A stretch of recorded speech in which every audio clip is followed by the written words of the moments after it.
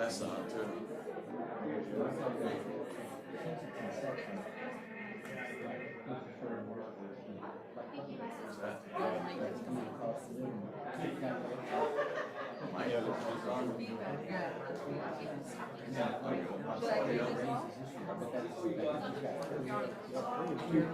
Percent overall, I think, something like that.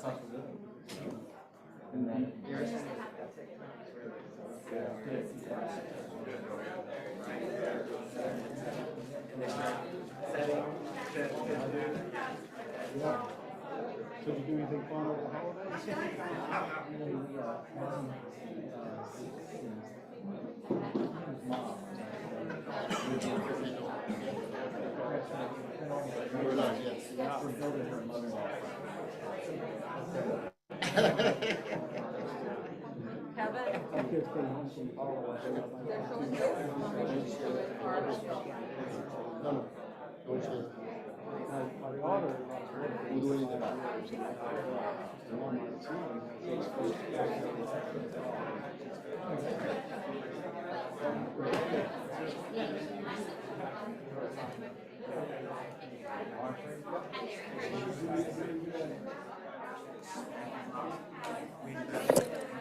Good morning, everybody. Let's go ahead and take our seats.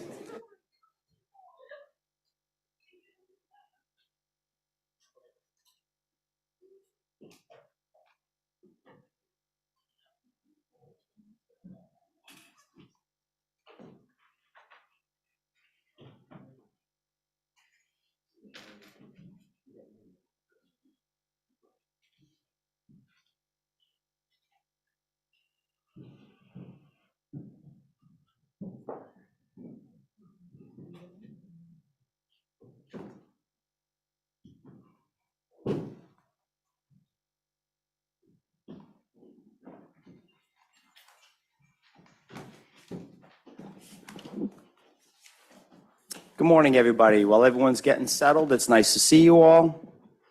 Welcome to this session of the Working Group and Science Coordination Group meeting.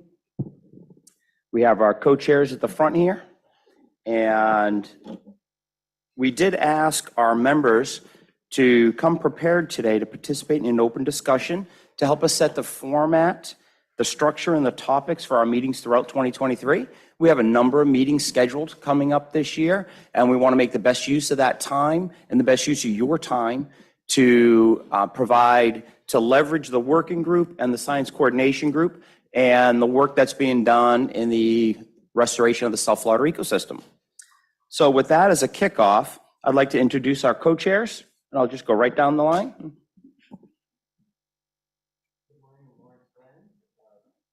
Gotta hold it.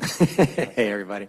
It's been a while since we've been in the same room together. I'm really excited to have a face-to-face meeting where we can see each other's expressions. Everyone's a little bit more talkative. I think we get more out of these meetings when we're all together and we're not multitasking because we're all so busy. So I'm really excited about today. I'm Lawrence Glenn. I'm the chair of the Science Coordination Group, and I'm just thrilled to have this meeting to plan out how we're going to attack our work in the upcoming year. Thank you. Lawrence, thank you so much. I'm going to backtrack just a little bit. In my haste, I forgot to introduce myself for the record and everybody in the room. James Erskine, Everglades coordinator with FWC and chair of the working group. Nick? Nick Allman, regional science advisor for U.S. Geological Survey. I wonder, at some point, I want to make just brief few comments about gear. Would that be now, or there's a better time in the agenda? Nick, you're welcome to do it right now. Just very quickly, an update on our Greater Everglades Ecosystem Restoration Conference, April 17th through the 20th in Coral Springs. So for those of you going to the Everglades Coalition, it's the same conference hotel. We had a massive input of abstracts. We had 42 contributed sessions, which hit a record. In fact, the problem is it took up most of our oral presentation slots. And so we're going to be having to move a lot of people to posters, and that always creates great angst. So hope that you ask your folks and your staff if we have to do that. For folks that presented or submitted individual abstracts that weren't part of an organized session, we just don't have the room. And that's great news. It's also bad news because people that really wanted to give an oral presentation might have to do posters. Anyway, we look forward to seeing you all there. We have We cut out one plenary session just to make room for more oral presentations. Our opening plenary will be by Dave Krabenhoff, who recently retired from USGS. It's done 3 decades of mercury research in the Everglades and across the world, actually. And we'll have our DIG session, the Design Innovation Governance Talks, organized by Fred Sklar here at the Water Management District. That's become a very popular feature of GEAR. And then our closing keynote speaker will be none other than Shannon Estenos, our Assistant Secretary of Fish, Wildlife, and Parks. So we're hoping that she will be a good draw to keep everyone around to the very last of the conference. If you have any questions about GEAR, please let me know, and I hope to see everybody there.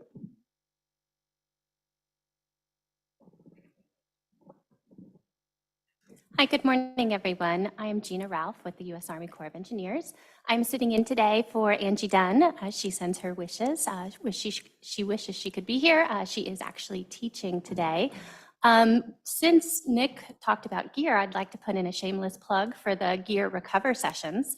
There will be 2 of them this year. Amanda Kahn, who's in the audience, is one of the session leads, as am I.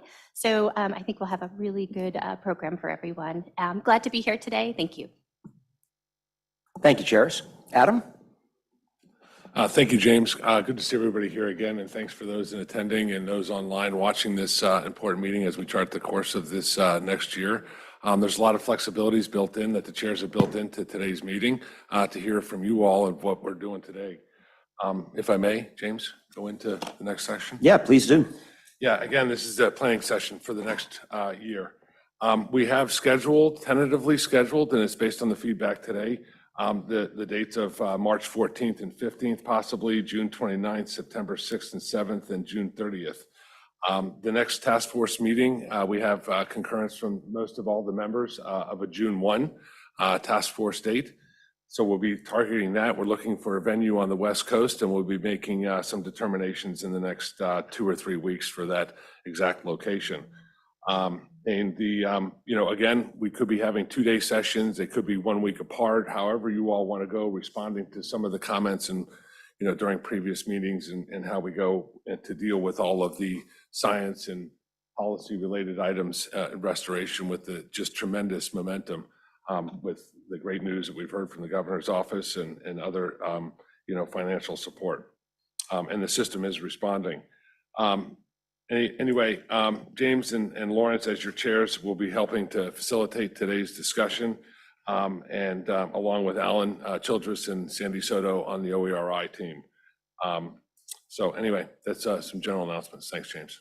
Thanks, Adam. And just for everybody in the room and everybody online, we will recognize all of our members and our online participants once we finish with some of the front matter that's here. So I'd like to remind everyone the session is being recorded. We have 2 presentations today on our schedule, one from CISRP and one covering Recover, to build on what you had mentioned, Gina. And the other topics, those are 2 topics that we know need our attention moving into 2023.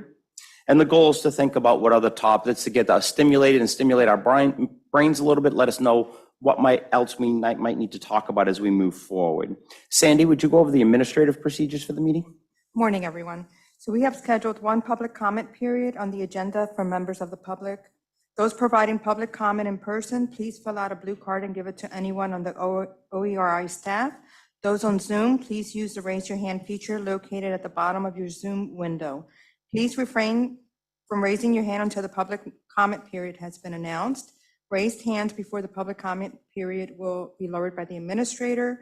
Once the public comment period begins, please raise your hands and we will call on you and unmute your microphone one at a time.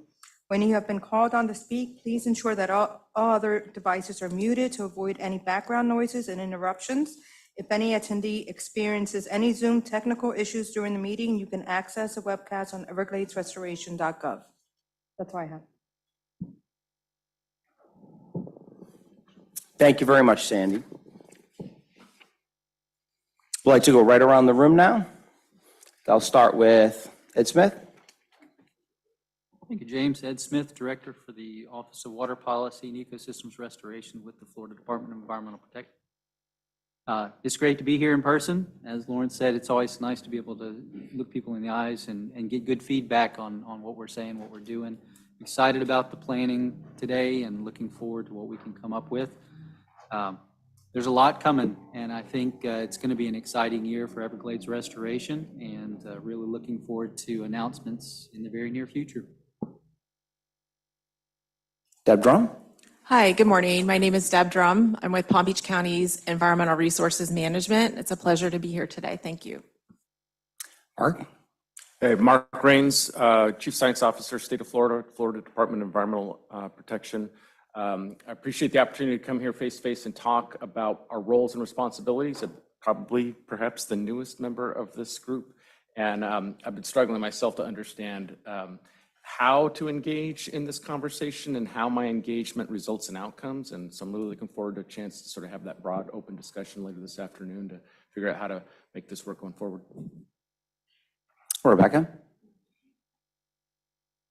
Rebecca Elliott, Florida Department of Agriculture and Consumer Services, Office of Agricultural Water Policy, and really great to be here in person and actually be seeing people again and looking them in the eyes and sharing some stories.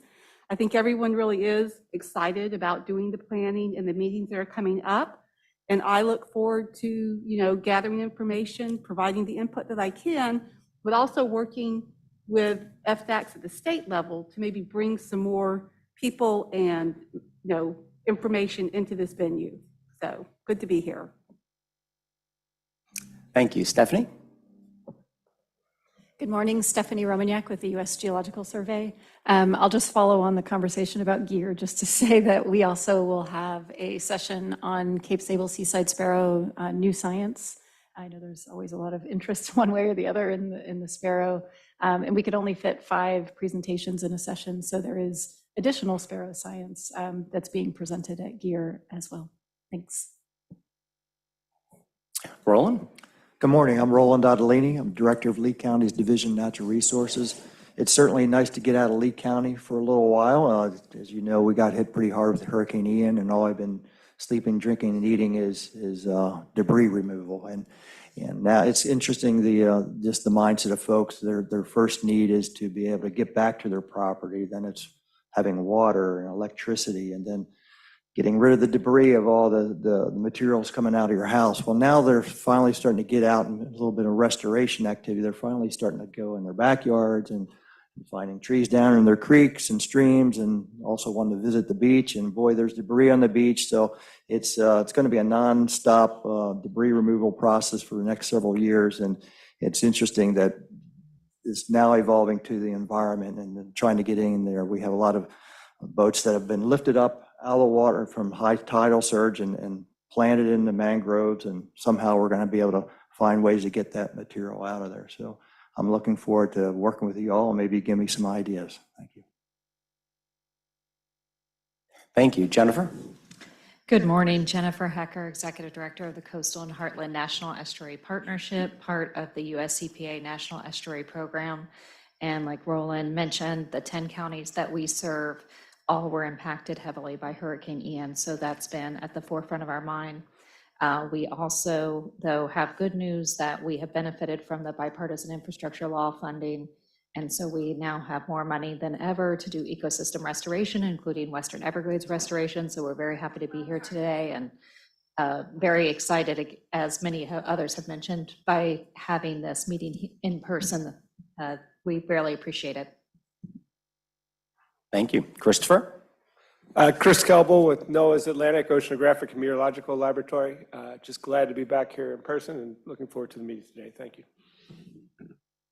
Jennifer? Jennifer Reynolds. I'm the Director of Ecosystem Restoration and Capital Projects here at the district. I just wanted to,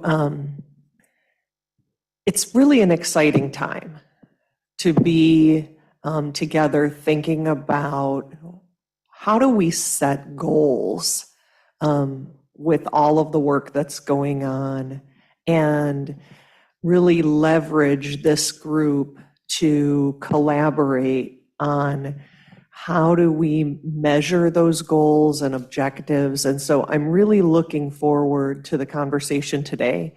That said, I have to mention that I have to leave in about 45 minutes to go and help celebrate with the Corps up at the Herbert Hoover Dike. As many of you know, and hopefully I'll see some of you tomorrow, They're doing the ribbon cutting for the completion of that tremendous project. While not a direct restoration project, absolutely part of the bigger picture. And so that's one of the things that I think we have to think about today is how do we make sure that all of these activities and efforts that our different agencies are working on, how are we communicating the linkages between all of these things and how they affect our restoration picture? Because there is so much going on right now, which comes at sort of a minor hazard, I think, because it's really easy for any of us, all of our agencies, to sort of move out at full speed in a certain direction and forget to communicate with each other and make sure that we're leveraging opportunities to have the end state be a total that is greater than the sum of all of our parts. And so I just sort of challenge us to start thinking about that as we go through today. And so I made some extra comments now because I'm not sure I'll be here to be able to make them later. But thanks for putting this together, and thanks for seeing everybody in person for a little while today, and I look forward to the conversation. Thank you. John? John Mayle, Martin County Ecosystem Restoration and Management Division Manager. It's just great to be here. Thank you. Eric? So Eric Stabenow with the National Park Service, Branch Chief of Restoration Sciences. And take a moment to notice that we have the SysRep and the Recover presentations today, which really are highlighting the idea of coordinating and working together and having a very clear plan of where we're going as additional funds and resources are brought to bear on it. Another thing that we notice is that in addition to being a first face-to-face, we've got some empty chairs around the room because so many of us are running to the next thing that we're celebrating. So it's a good opportunity to celebrate, but it's a good opportunity to stay focused on that coordination along the way. So thank you. Karen? Good morning, Karen Bonsack with NOAA's Florida Keys National Marine Sanctuary. I'm just happy to be here and meet most of you in person for the first time, so look forward to the discussion. Chad? Good morning, Chad Kennedy, Florida Department of Environmental Protection and a representative on the Science Coordination Group, and happy to be here. Jed? Good morning, this is Jed Redwine. I'm Jed Redwine with the Seminole Tribe of Florida. I'm here also on behalf of Whitney Sapienza, who's the working group representative, and just happy to be here today. Thank you. Craig? Hi, good morning. Craig van der Heijden. I represent the Miccosukee. I'm the Fish and Wildlife Director, and I'm new to the group, so I'm looking forward to learning from all our partners. Thank you. Thank you, Craig. Larry? Hi, everybody. I'm Larry Williams with the U.S. Fish and Wildlife Service, and I'm a member of the working group. And I think today I'll also be representing Bonnie Irving. She couldn't be here. She's under the weather, and she's a member of the Science Coordinating Group, so I'll try to represent her role as best I can. And I wanted to say a great big thank you to Governor DeSantis in the state of Florida. The executive order that came out, I think it was on January 10th, it had, I think, record levels of funding for Everglades restoration. It had some incredible commitments to the Indian River Lagoon and coastal resiliency and wildlife corridors. And when I read it, it just made my heart feel warm. So really appreciate all the commitments in there. Thank you. Thanks to everybody in the room. I'd like to move to our online members now. Melanie Naja. Good morning, everyone. I'm sorry. The video is not working. The camera is not working. I hope that you can hear me. I am here sitting down for Pedro Ramos. He sends his best regards and his regrets that he cannot attend the meeting. Basically, at the park, we are very busy getting ready to welcome important visitors during the weekend and early next week. Secretary Haaland and Assistant Secretary Estenos are coming and both coming to visit the park. I'm personally looking forward for the meeting and for the discussion. Meanwhile, I have two important updates for you from the park. First is they are both coming from Florida Bay. So the first one is basically the bloom that was present in the park in Florida Bay for the entire 2022, starting diminishing in November, and now it's now shrinking only to the northern part of the bay to Garfield Bight. So that's great news. The bay, almost all the bay is clear from the bloom. And then the second update for you guys is that during the holidays, we experienced a severe cold front. The water temperature decreased to 9 degrees centigrade. And this basically, we had, this impacted the fish. We had several fish kills that were reported across the bay, including redfish, tarpon, and snook. And that was observed and documented. So these are the updates from the park. Thank you. Thank you, Melanie. Becky Allenbach? Good morning, everyone. I've tried to turn on my video, but it says that the host has stopped it. So unfortunately, I'm not going to be able to turn that on. But I did want to say I'm Becky Allenbach. I'm EPA's Senior Advisor for South Florida and Everglades issues. Sorry that I can't be there in person, but I certainly plan to be there for the March meeting and look forward to meeting you all in person. Thank you so much. Thank you, Becky. Dan Scheit? Good morning. Dan Scheit. I'm the EPA rep on the Science Coordination Group, and I'm happy to be here today. Thank you. Thank you, Dan. Joan Browder?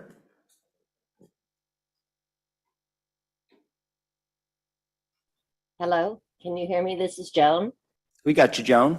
Good Okay, morning. I'm with NOAA, National Marine Fisheries Service, and I'm also on the panel for Biscayne Bay, the state panel, and I see opportunities to cooperate and collaborate and communicate to help Biscayne Bay.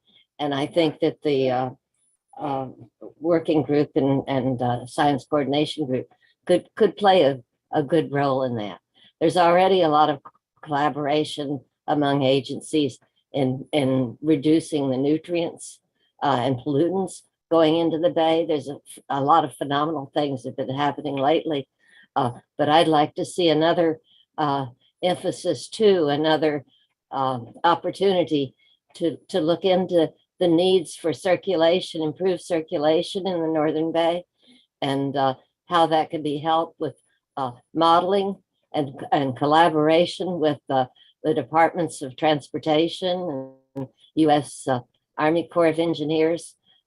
When work is being done, infrastructure type work, like raising roads and bridges, if we can't also have an opportunity to open up some of those roads and bridges, those causeways and bridges that are restricting the flow to the bay. First of all, using modeling to help us inform us about where's the best way to do this, and do we need to do this? So that's the emphasis and opportunity that I see that the task force and working group and science coordination group could play a big role in. Thank you. Thank you, Joan. And Wes Brooks. Wes, I've saved you for last for help the agenda flow here. After your introduction, we're going to take up the matter of ratifying your nomination for chair of the Florida Reef Coordination Team. Wes? Thank you, and good morning, everybody. Sorry that I couldn't be there in person. I unfortunately got called away to cold Washington, D.C. today. So a little jealous that you all are there and just a stone's throw away from some sunny 80-degree weather outside. But I will be down later this evening to help celebrate the Herbert Hoover Dike completion and hopefully see all of you at the Everglades Coalition Conference later in the week. I also want to thank Adam Gelber and his fantastic team for pulling this session together, to help steer our efforts for this year. And I appreciate the leadership and service of our chairs and vice chairs. So thank you, James, Lawrence, Nick, and Angie via Gina today. Our priorities from the state's perspective are pretty clear. So clear, in fact, that the governor memorialized them in an executive order 2 weeks ago. And that'll really guide the work and the priorities for all the state members of these groups. And if you haven't gotten around to reading it yet, like Larry clearly did, I recommend that you try and do so. And I'm happy to share the link with everybody if needed. The questions I would just ask everybody to think about today are our goals as supporting bodies for the task force just as transparent and clear as that executive order? Does the task force itself have specific goals that it seeks to accomplish in the next 1, 2, 5 years? I think that's really what we need to think about and discuss today, because ultimately, if we succeed in our charge and within our authorities, we'll set the task force up to make some really important and consequential decisions for the restoration of the South Florida ecosystem that'll carry us through into the next decade. So let's get to work. Thank you very much, Wes. And now our members may remember there was a selection process, and Wes was selected as the interim chair of the Florida Reef Coordination Team via the email process that was in late September. This meeting is the first time we've been together face to face, and it's our opportunity to ratify that. That was a vote in September. So at this stage, we'd like to go just ask if there was any objections to that. And if there are no objections, it'll move forward as ratified as chairman of the Florida Reef Coordination Team by unanimous vote. So I'll just pause for a moment to let the members, if there's any objection to be heard. No objection. Ratified by unanimous vote. Thank you very much.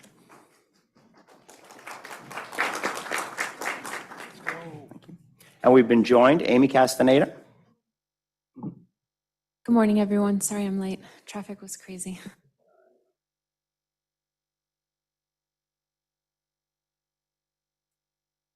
Excellent. And Wes, go forth and do good things with the FCRT. Thank you for your service. Lawrence? I just wanted to, before we get on to presentations, just kind of talk about, we have had a request and a recommendation. So at the task force meeting in Washington, D.C., Recover, Gina presented, and she made a request to the task force from a Recover standpoint. One was to have a workshop conducted by the Science and Coordination Group to help get them on track with their monitoring and assessment plan update, and wanting to find out all of the science that's being done throughout the greater Everglades, SERP, non-SERP. And this was a real good source or use of, I think, the Science Coordination Group, working group, to be able to do that. So she's asked for a workshop there. And then on kind of dovetails into that, in the SysRep report that just came out, there was a call for updating our research plan.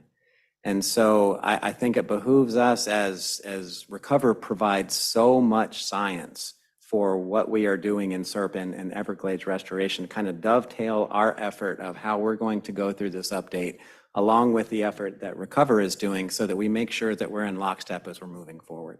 So I think the two presentations that are coming today, kind of going over what SysRep said in their report and what's going on in Recover, will set a real good stage for getting everyone thinking about what do we need to accomplish this year past the science plan, what goes into the science plan, what type of things do we need to discuss here that we can leverage everybody's knowledge in this room to help us make something that a product that is highly, highly useful, and that someone can pick up and say, oh, I get it. You know, whether I'm a scientist, I'm a layperson, or I'm a manager, or I'm a construction person for SERP. So I just thank you all for being here in person today.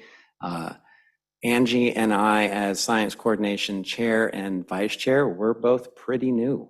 We just got, inducted or confirmed this year. Being new, we're both really eager. We are excited. We want to move forward. We also don't know everything at all. So we're very fortunate to have both, Nick and James, who have been here and tenured, and the DOI team behind us. So we are happy to lead this effort, to move it forward with everybody here's help. And we just want to make sure we put out the best product possible. So thank you very much. Thanks, Lawrence. I'd just like to say, this is Jed from the Seminole Tribe. I'd like to understand what the online accessibility option is so I can share it with my team. We weren't aware that we could attend virtually today, but now that it's clear that some are attending virtually, we would like to know how we could have used that option for the attendees who aren't present. Yeah, thanks, Jed. Typically, the link has always been provided for the public access because just wanting to make sure that they're here and involved and have that access of those that don't do this every day on a day-to-day basis. That has always been there, and if you so choose that that's something that you would like to do, we can facilitate that. Obviously, we feel like we get more engagement in a face-to-face kind of situation, but if the group feels that we go back to having more virtual options for members, then that's clearly in the purview, and I apologize for not making that known to other members. My bad. Thank you, Adam. I appreciate that. And I just want to say, Whitney can attend today if she's available, if she can utilize the online option, but I don't have access to that. So if I could work with your staff, we may be able to have Whitney present with us today. Yeah, Kevin, can you reach out? In addition to that, Adam, I'll add for any staff that's an interactive side. It's also being recorded and live streamed on Zoom on the OERI YouTube page. Of course, that's not an interactive on the YouTube page, but I think the staff is going to follow up with Whitney. Yes. Okay, let's go to our kickoff presentations. We'll go to SCG with the overview by Bob Johnson.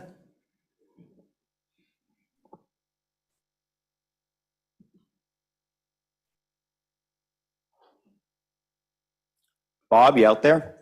I'm out there. Can you hear me? We got you now. Thank you. And again, I can't turn on my video because it's been blocked by the host, but you don't need to see me anyway. And we got your slides up. Okay. Well, thank you for including this on the agenda. I do think the National Academy of Sciences, Engineering, and Medicine has been providing a lot of really stellar review and recommendation of Everglades restoration activities since 2000. So I think it's important for us to at least remember kind of how we got where we are and where we're going. Go to the next slide. Okay, since there's probably a few people that are new to what the Committee on Independent Scientific Review of Everglades Restoration Progress, or SCG is, I want to give at least one background slide. So the Water Resource Development Act of 2000 that established the Comprehensive Everglades Restoration Plan has a requirement for biennial reports that provide these three components: an assessment of the progress in restoring natural system, an evaluation of the specific engineering and science issues that may impact progress in achieving our goals, and reviewing the monitoring and assessment protocols to be used for evaluation of CERP progress and results. This is the 9th biennial report that just came out in November, and it covered, you can see the key topics beyond the chapters that give restoration progress and the context of restoration. They had specific chapters on sort of funding developments and how we prioritize investments, one on stormwater treatment area performance, and one on climate change integration into CERP, and particularly where we are with BBCR. And then there was another chapter that was really focused on how science can be used to support decision-making. And so it had a lot of conversations about the Recover and MAP program that Gina was just talking about how we're tracking our restoration progress and our overall science enterprise, particularly related to modeling, strategic planning, and interagency coordination. So they've been doing this as SISREP for 18 years. Prior to that, there was a 5-year effort on the Committee on Restoration of the Greater Everglades Ecosystem, CROGE. So there's a wealth of information provided in these reports. In the last 4 reports, they've really focused a lot on how science support for SERP decision-making needs to transition from the early days where we were focused primarily on planning into this new rapid pace of implementation and operational testing. How do we go from the targets and performance measures we put in at the beginning for the modeling assessments and use that same information for evaluations at the end, determine, are we getting the benefits of the projects that we anticipated? So that's been a really common theme for the last 4 reports. Go to the next slide.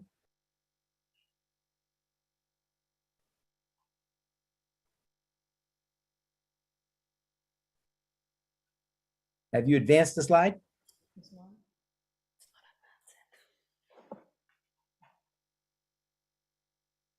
Hang tight, Bob.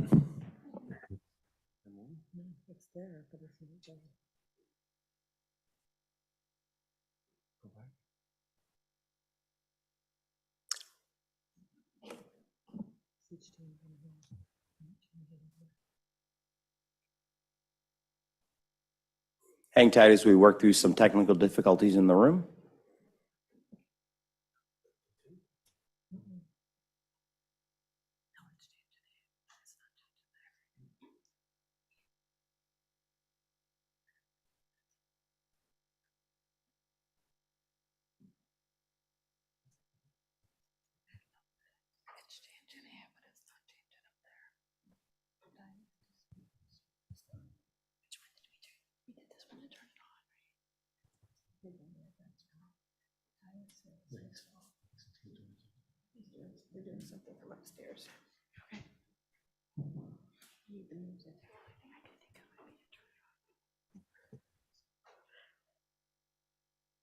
I have these slides up on my end, so if there's any way for the host to not block my video, I could continue with the slides, advancing them on my end.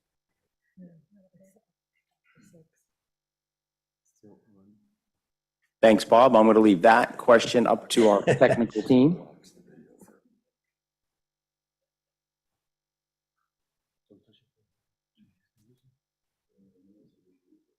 They're working on it upstairs.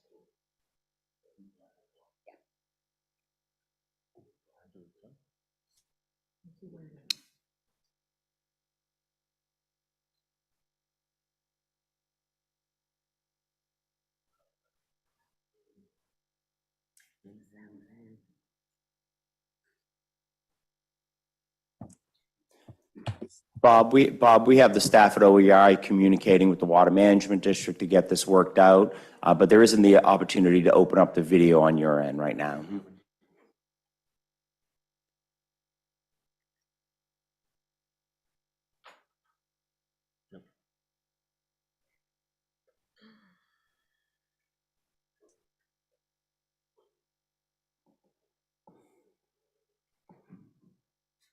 Let's give this a minute to get resolved, and I'm going to fill some of the dead air with Nick. It's really good news what you said about your gear conference. The fact that there is such an interest that builds on this momentum we have right now, and you had an overwhelming response to the solicitation. Yep, I'll stop there for a second because I think the slide's back, but that is true. It was a record number of submissions. I also want to mention that we're going to have a nice introductory social hour on Monday night, which is traditionally the way we open gear. So I encourage folks to come to that too. Bob, we got you back up, and I think the slides are rolling through now. We're on your second slide titled, What's the Science Plan? Okay. So chapter 6 in the SISREP 9th biennial report, the one that came out in November, was focused on Everglades restoration science planning. And I just want to give you a quick primer on basically what they are saying in their recommendations. So first, how does the SISREP committee define a science plan? And they say it's a set of specific activities that can guide the investment of resources across multiple agencies with the application of skills of agency, scientists, academia, and contractors. And it's focused on filling knowledge gaps that are critical to restoration decision-making. So it's not just developing a plan, it's developing a plan to answer the specific questions that are needed by the agencies implementing restoration projects. The science plan needs recognized as a multiple group priority. So basically, like the science coordination group and the working group, it has to be the priorities that all of the agencies, tribes, federal, state, local agree are the priorities, and they have to be feasibly to implement and perform. And they need to be developed by not just scientists, but scientists, managers, policymakers, and have this, as we just talked about this morning, this common set of shared priorities. And I like the recommendation of like a 5-year plan, moving forward with that through these agency coordination efforts, what we always do. They want a consolidated list of high priority science projects, much like what Gina was talking about. But this includes also model development, targeted data collection, data analysis, synthesis, reviewing all the system-wide monitoring and looking for any gaps, everything that collectively supports Everglades restoration from a science perspective.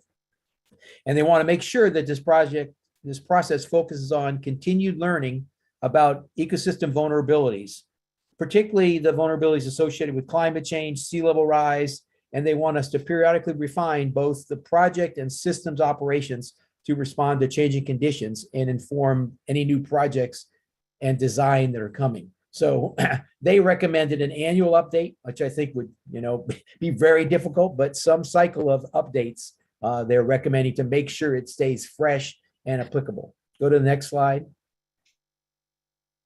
And they lay out basically what they identify as the tasks to complete a science plan. And the first is identification of knowledge gaps, which starts with what Gina talked about, the monitoring assessment plan review, identify all the ongoing work and then what's missing. Then coordinates the science to advance the exchange of knowledge, and then identification of established and focused science actions necessary to support that progress. The science actions are additional modeling, additional data synthesis, expanded monitoring networks, all the things that might be needed to support the process.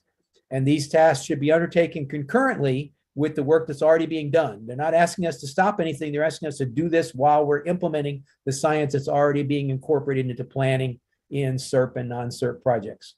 In their minds, this science plan, this Everglades science plan, would be a parallel to the integrated delivery schedule. So you use the integrated delivery schedule to show you the sequence of projects, and you build your science plan to match those projects. So the information is available when it is needed. Go on to the next slide. And then they have a very specific recommendation on who should lead the science plan development process. They recommend that the science coordination group is best positioned to lead an updated multi-agency assessment of priority science needs and gaps at a programmatic level and develop an Everglades restoration science plan. The group should be tasked to lead this effort and should receive appropriate resources to do so from the task force agencies and tribes. This effort would provide much needed updates to the plan for coordinating science that came out, I think originally in 2005 and then later in 2008, 2010. And they've recommended once again, the concept of a lead scientist that could guide implementation of the science plan, ensure completion of the work, and consult with decision makers to identify additional science needs to support supplemental plan activities. This could be an agency scientist or a contractor. Again, it's someone to help pull the effort together. It's not necessarily a science czar. And it can be a shared position. It can be across, I'll call it some of the key agencies that are leading Everglades restoration progress. And I will stop there. That's basically their recommendations. You can go back to the earliest CROGI and CISRIP reports, and they have great review and recommendations of the ongoing science and restoration process that have a lot of information we could look at to help identify what are the critical science gaps. Thank you. Thank you, Bob. Thank you for the overview. Let's look around the room here. We'll go first to the room and then we'll go to our external participants. If our external participants would like to make a comment, please raise your hand. And we have staff over at OERI watching for that. In the room, let's look around the room for any comments related to this topic. Nick? I think Deb raised her hand first. Nick Alman, as far as the science plan, I really think it's a good idea. It really is important for my program because I try to focus USGS science on what the needs of the resource managers, restoration managers are.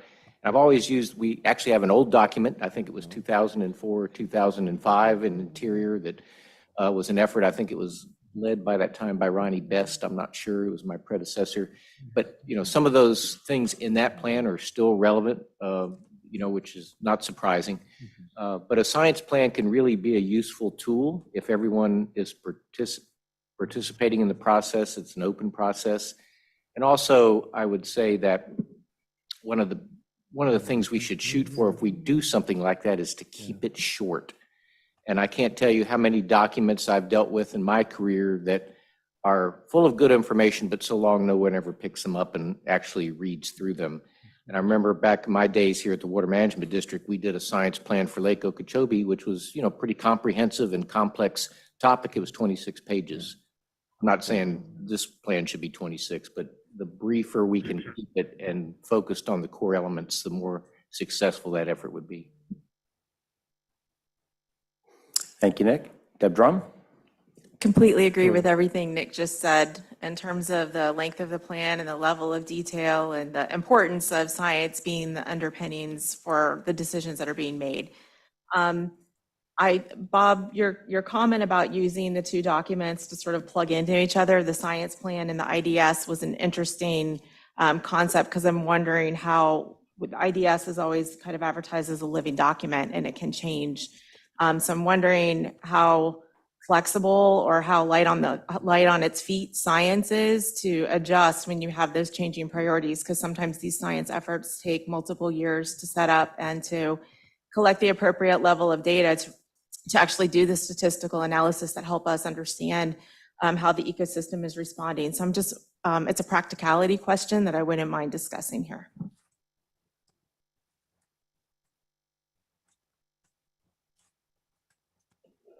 Christopher? Yeah, I think the science plan is a really good idea. And a question about the lead scientist role. Is that envisioned to be something or somebody, or you're saying even maybe a group of people, Bob, that reports directly to the task force? Or how is that kind of functionally supposed to work? Well, I think I can give you my view on that. I think they report back to the working group science coordination group through the chairs. I mean, it's if this ends up being something led by the science coordination group, then it's your leaders that you're putting on there to report back to you. And then that will filter up through the agencies. But, you know, I don't want to say it's a creature of DOI because all the bureaus here are equal. All the agencies are involved in this together. So I guess I see that as a good idea, but how do you make that something meaningfully different than just a science coordination group as it is now? I would suggest because we don't have a plan. Oh, I'm not talking about the plan, Bob. I'm talking about the lead scientist that you mentioned. Well, I just think they're asking for someone who can put in full-time focus on this. And I've had enough conversations with Lawrence and others, and everybody sitting around this table has other full-time jobs. So we're talking about a dedicated staffing to get this done.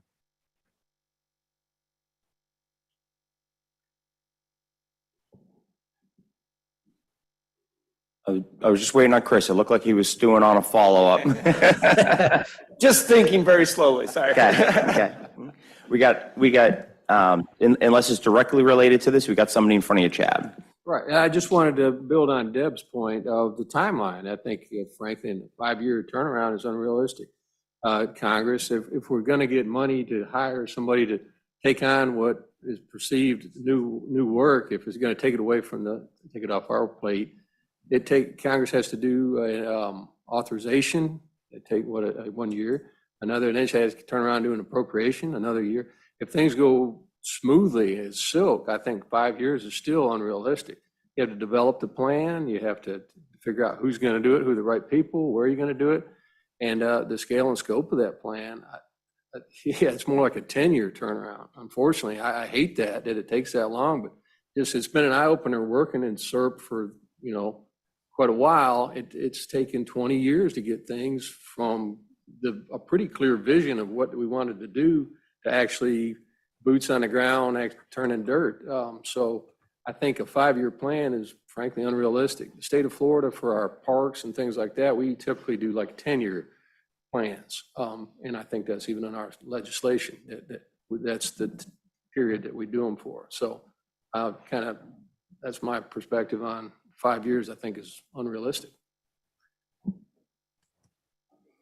And we got a few people in line here. I'm going to go Nick, Jennifer, and then back over to Larry. Nick?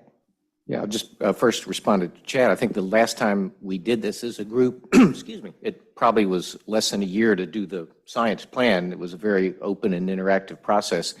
And I hope we do it quickly if we're going to do it, because again, I make funding decisions every year. And, I get $6 million appropriated money from Congress, and I try to steer that towards restoration programs that need science support. And the more I can stay in tune and be able to direct that money in places that make the most difference to the agencies actually implementing restoration, the better. Also wanted to mention, we're talking back about the science lead. There's some good models around the country. They're very different. Every large restoration effort, I work with 8 of them around the country. And everybody does this a little bit differently, how they run their science enterprise. The one that's most closely aligned to what was CISROP discussed is with the California Bay Delta. They have long had a lead science person. It's kind of a rotating position. I think anyone who's stayed in the position is 5 years. It's kind of like a 2-year position that you see if that person wants to keep going. It's usually borrowed from an agency. It's funded collectively by all the entities. It's administratively handled through USGS. And one advantage of it that I see clearly looking at them is, again, kind of what we've talked about here, and Bob mentioned, it's a full-time person doing the work that we would all like to do more of in terms of organizing and coordinating science that we're trying to do now in addition to our day jobs, which all of us have very busy day jobs. So I would encourage us, if we, when we consider this, if we do, that we look at the various models around the country and see what we can learn from both what worked well and what didn't work well in those other entities. Thank you, Nick. And as we continue to go around the room, Deb, your comments kind of ringing in my ear on, does the science plan inform the IDS as a living document, or does the IDS inform the science plan going forward? So I'll offer that out there for the group and for Bob to think about. Jennifer next. So I tend to always be the person with like the counter position on anything. I'm really interested to hear Gina's presentation, because I think we already have a science plan, and I think it's Recover's plan. And I think we already have positions across our agencies that are supposed to be funded and filled, and they're Recover positions. And I think we already have coordination on science, and it's the Science Coordination Group that's led by 2 chairs. And so I think we're already doing what CISREP is recommending. If we're not achieving the results that we need out of those existing things, then I think we need to look at how do we do what we already have better, rather than what I would consider the typical bureaucratic response in government, which is when we're not doing something well, let's create a new position that we think is going to solve the problem that we can't already do with what we have. So that's really like throwing a wet blanket on the discussion, because most of the recommendations I think are good out of the report. I just think the structure, we already have it. We just need to energize what we already have and then implement the activities and the actions that they're recommending within the structure that we have. Thank you, Jennifer. Let me comment back that I think, Jennifer, you're exactly right. what we have right now is absolutely the building blocks. The only issue is there's a big chunk of restoration that's outside of SERP, and we have to incorporate that into the process. You know, half the agencies around the table have activities going on that aren't a SERP funded project. They come from another authority or funding source. So we just have to pull it all together so it's under the same umbrella that the IDS is. The IDS is supposed to be across SERP and non-SERP. So thank you. Larry? Yeah, I'll start by saying great discussion here. You know, so many people have said things that I agree with. I want to just make a few things a few statements about things that come to my mind. I agree if we do something, we should keep it short, and we should look at you know, what is already sort of within Recover, and if that can be utilized, sort of revised, that would probably be the most efficient way to do it. Thinking back to the prior plan that had a date of about 2010, I can think of so many things that we understand better now. You know, things like seepage management, invasive species, how they spread, how they behave, you know, all we know now about algae blooms that we didn't know so well then, you know, so a lot of things that we've got new information on, and we need to incorporate that into a, you know, kind of a programmatic science approach. So I can see the need for all that. And I would lean towards something that's more of a 10-year horizon, because I think that, like Chad was saying, something that would be in place for 5 years. By the time we get it in place, I don't know, 5 years would pass really quickly.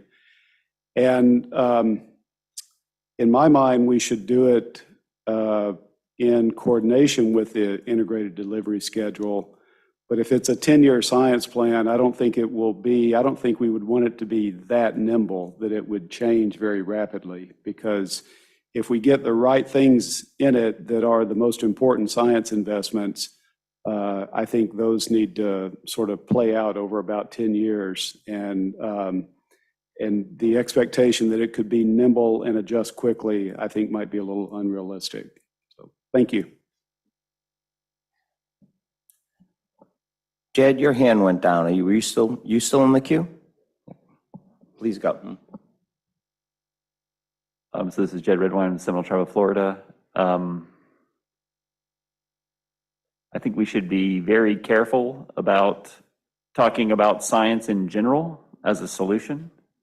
I think we should focus on key questions that we want answered that address a specific limit to an existing strategy. I think that we can answer a key question in a few years, and it could potentially influence an engineering process.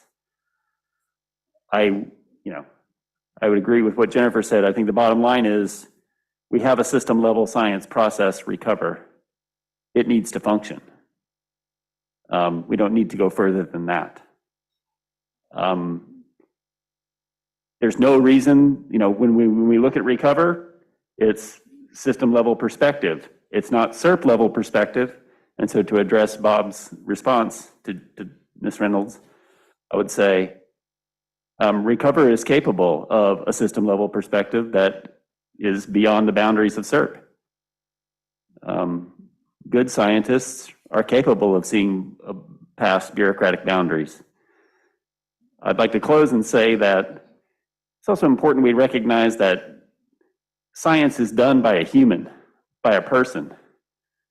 The Seminole Tribe would vary, I'm 100% sure I can say this on behalf of the Seminole Tribe, we would want science conducted with an indigenous perspective, right?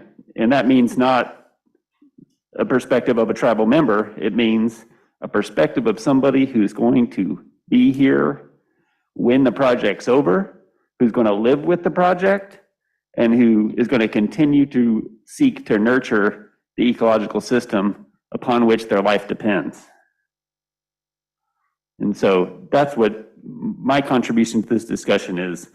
Keep it practical, keep it focused in the near term, and any science that we conduct should be conducted with an indigenous perspective. Thank you.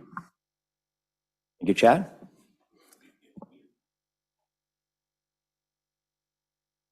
Nick? I wanted to hear a little bit more specifically whether CISREP considered this recommendation to be limited to SERP or broader, because my perspective of science plan should be broader, because even if it's not relevant to a SERP project, we know everything's connected to everything else in the Everglades. It doesn't know whether it's a SERP project affecting flow or water quality or invasive species. So, and I think Jed said that a little bit, that, you know, it's good to have that system-wide perspective, but we probably should talk about that and decide whether it is or is not just limited to SERP. I also want to just say that science informs us in a lot of ways other than major project decisions that take 5 and 10 and 15 years to implement. I can think of dozens of examples where science that's done by all these agencies have resulted in changes in the way we move water. Example is the importance of peat in the Everglades. We know we're experiencing peat collapse in the southern part of the system due to lack of freshwater flow combined with sea level rise. Well, we know now that keeping peat wet is really important as long as we can. It's not always possible to keep it wet all year in specific locations, but I know that water managers here in this building know that it's important to do that. And that's part of their decision-making criteria now when they make decisions about where to move water. So just keep in mind that science can influence things on a daily basis, don't just think in terms of these long-term projects.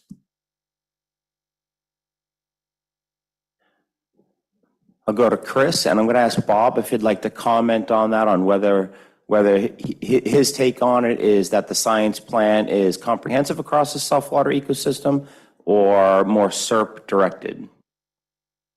So I had a couple comments. I think it has to be comprehensive. I think the concern also with Recover is making sure that it incorporates other things that are non-Recover science going on. And I don't think it necessarily needs to be a new thing to do that. I think it just might need to be a broadening of perspective.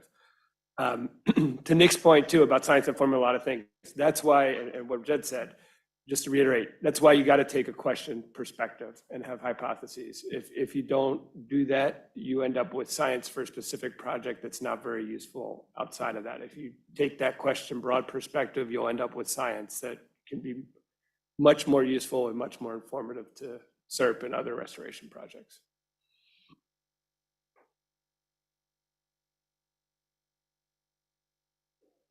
Bob?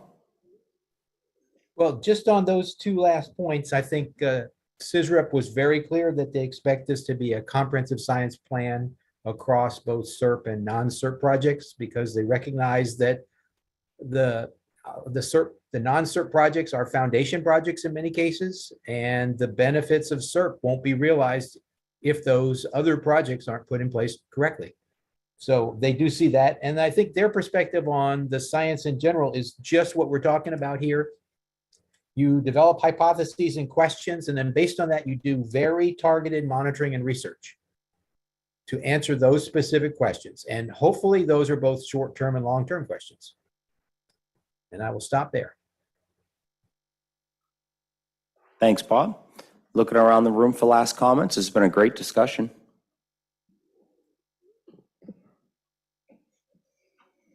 Lawrence? Yeah, I'd just like to add on to what Bob said. You know, CISREP was looking, and when they asked the science coordination group to do something, it's because the science coordination group is not Recover. Gina, where? Okay. Sorry. But, you know, this is the broader Everglades that includes SERP and non-SERP.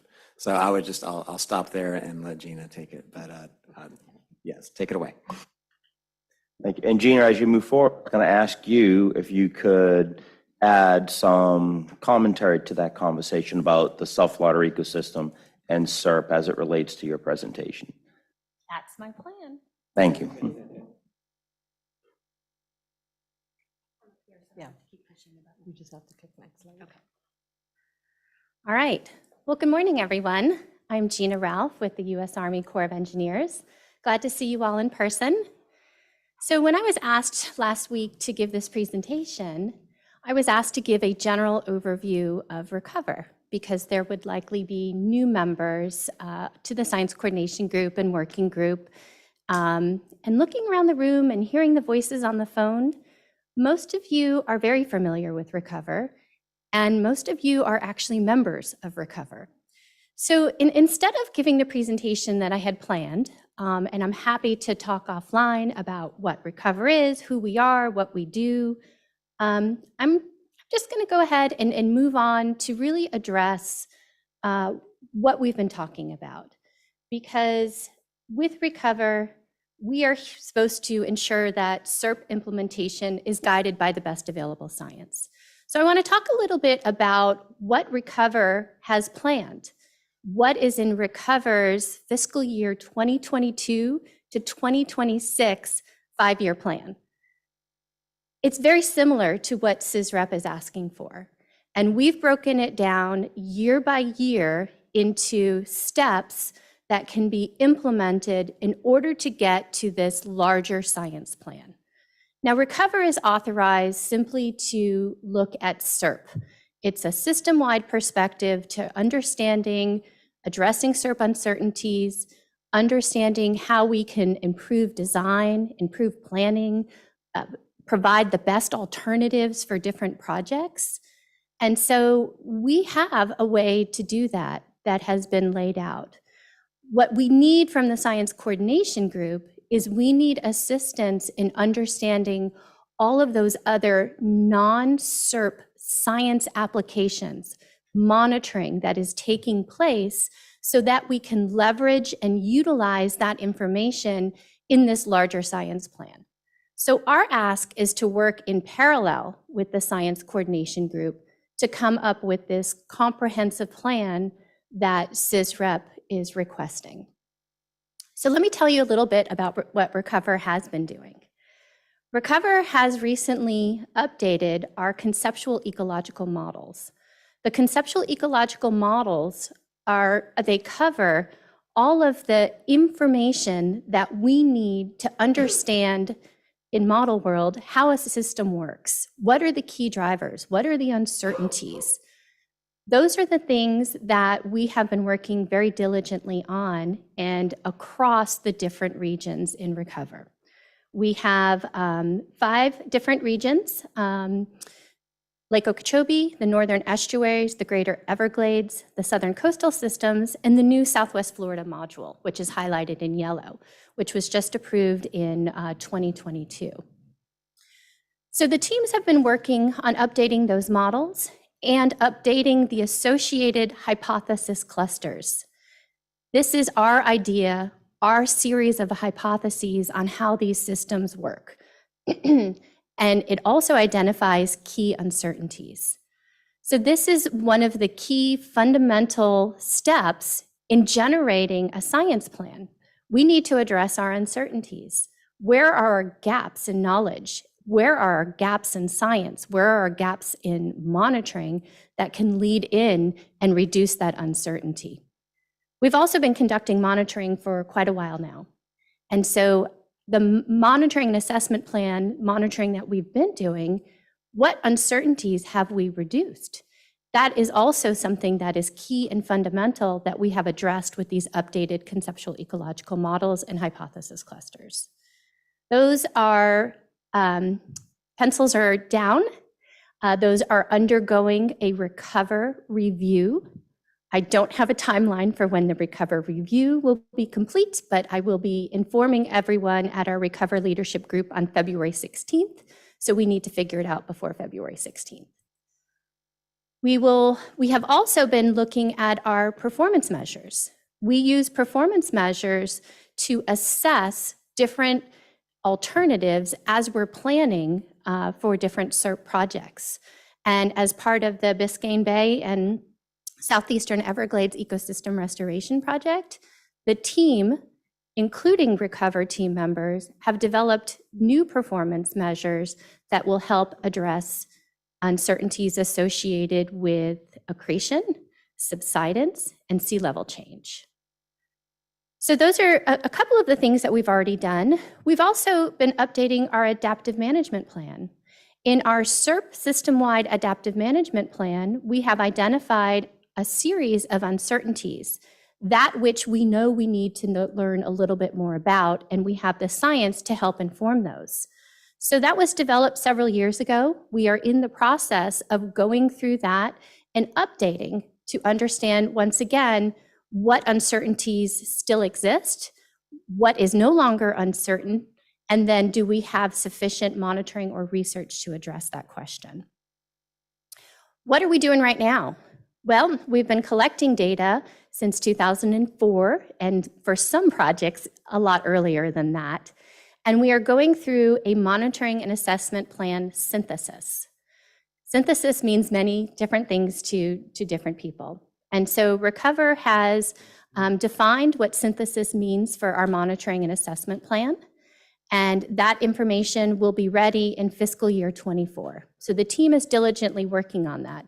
We need to understand what we know before we can say what we don't know or what else do we need to know.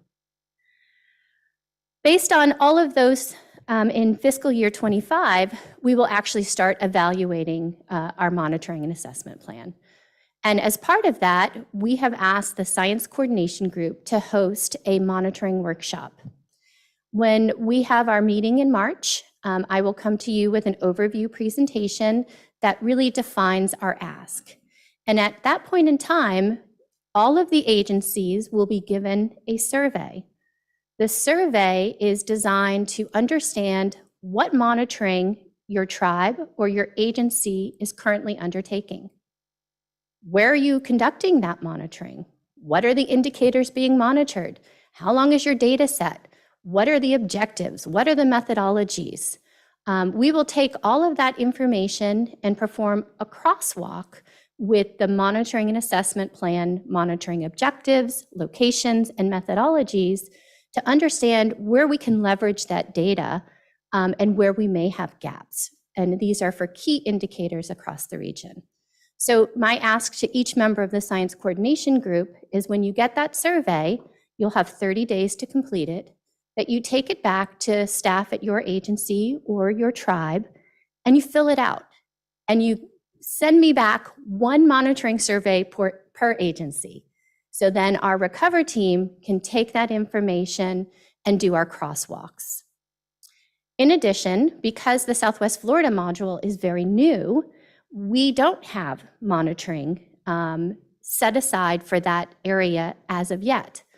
So on April 17th, we are doing a pre-conference workshop at GEAR where we've invited individuals, or the invitation is coming, to come and work with us to identify monitoring that's ongoing in that region that Recover may be able to leverage, or existing monitoring in which we need to add additional stations or site locations to apply that same methodology to collect that data on whatever indicator it is that we need that data for. Wading birds, alligators, vegetation, whatever that parameter that needs to be monitored. So mark your calendars. If you have monitoring or if you work in Southwest Florida, we will be knocking on your door and asking for that type of assistance. And so with all of this information, what are we going to do with it? This information, it's going to be a lot. And as Jennifer said, Recover needs resources. I went up in October to Washington, D.C., and we asked all of the agencies and tribes to look internally to identify if you have people that you can allow to help work with Recover on all of these things. Because it's all one system. We all have the same goal of restoration. And we're really hoping that we can work collaboratively with all of your agencies in pulling together this information. So once Recover does its thing and evaluates our map and we have a map update, the plan isn't to simply say, hey, Science Coordination Group, now it's your turn, add your stuff on. We want to do all of these steps in parallel. So when we're doing synthesis, we're hoping that if it's a non-SERP related or not a map monitoring assessment plan contract, that you can help do the same type of steps to get us all to that same goal of this coordinated science plan. So with that, I'm happy to take any questions. Thank you very much, Gina. I'm going to do the same thing. We're going to walk around the room and we're going to look for our online participants. Do we have any hands up online, Kevin? Thank you. Eric? Really appreciate the presentation on this one. And the focus on monitoring, it's kind of hits close to home for me. So I'm hoping that in the process of developing the surveys, we're looking at the stability of the support for those monitoring programs and looking more carefully at what type of program or what portion of the program they're tied to. Over the long haul, I've noticed that a lot of our monitoring is focused on specific projects that are subsets of the whole. And we try to, of course, make these work together very well. But as projects go online and then come offline, those funding sources change. The focus of those monitoring programs change, and we could lose fundamental information that we've come to be reliant on and not see it coming if we're not careful about that. So it's kind of a question and kind of a plea in a way that makes sure that we're focused on that part of it, that stability, and where that funding, how do we really hold the support for these things? That's important to us. Yep. So I'd just like to say that I'd like to at first separate recover monitoring from project level monitoring. For CERT projects, each project has its own monitoring plan. It also has an adaptive management plan that has associated monitoring. As you said, each one of those has a project life cycle in terms of how long that parameter will be monitored. Recover is broader than that. Recover is set up, the monitoring assessment plan, to look system-wide.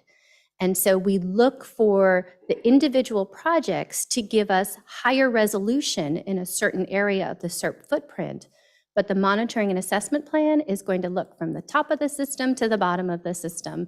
And that funding, we have dedicated Recover funding for that purpose. I just say thank you, appreciate that, and you're hitting right on the point that I'm watching out for here. It's really critical. Christopher? Thank you. Chris Cobble from NOAA. So I think this is great that Recover's doing this.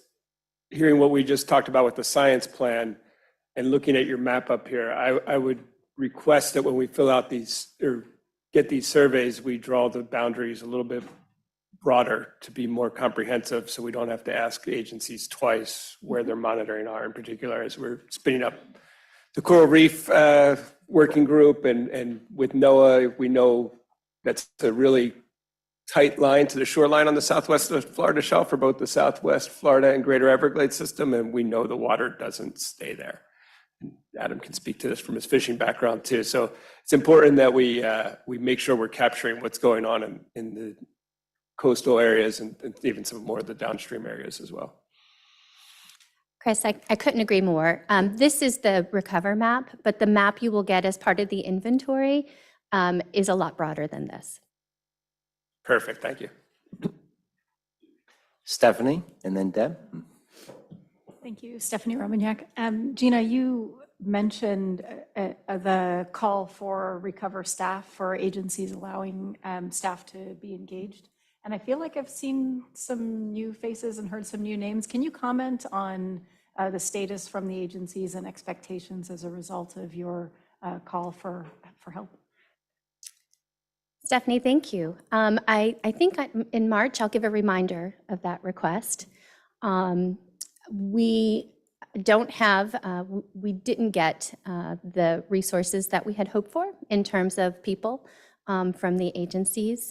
So I will send the same plea again in March as a friendly reminder. But thank you for bringing that up. Deb Drum, and then we're going to go to Melanie Naja on the virtual. Yes, thank you. Really appreciate the presentation, Gina. Recover is such an important program, and I'm really glad to hear the status and what the direction is, and I'm really looking forward to filling out the survey as well.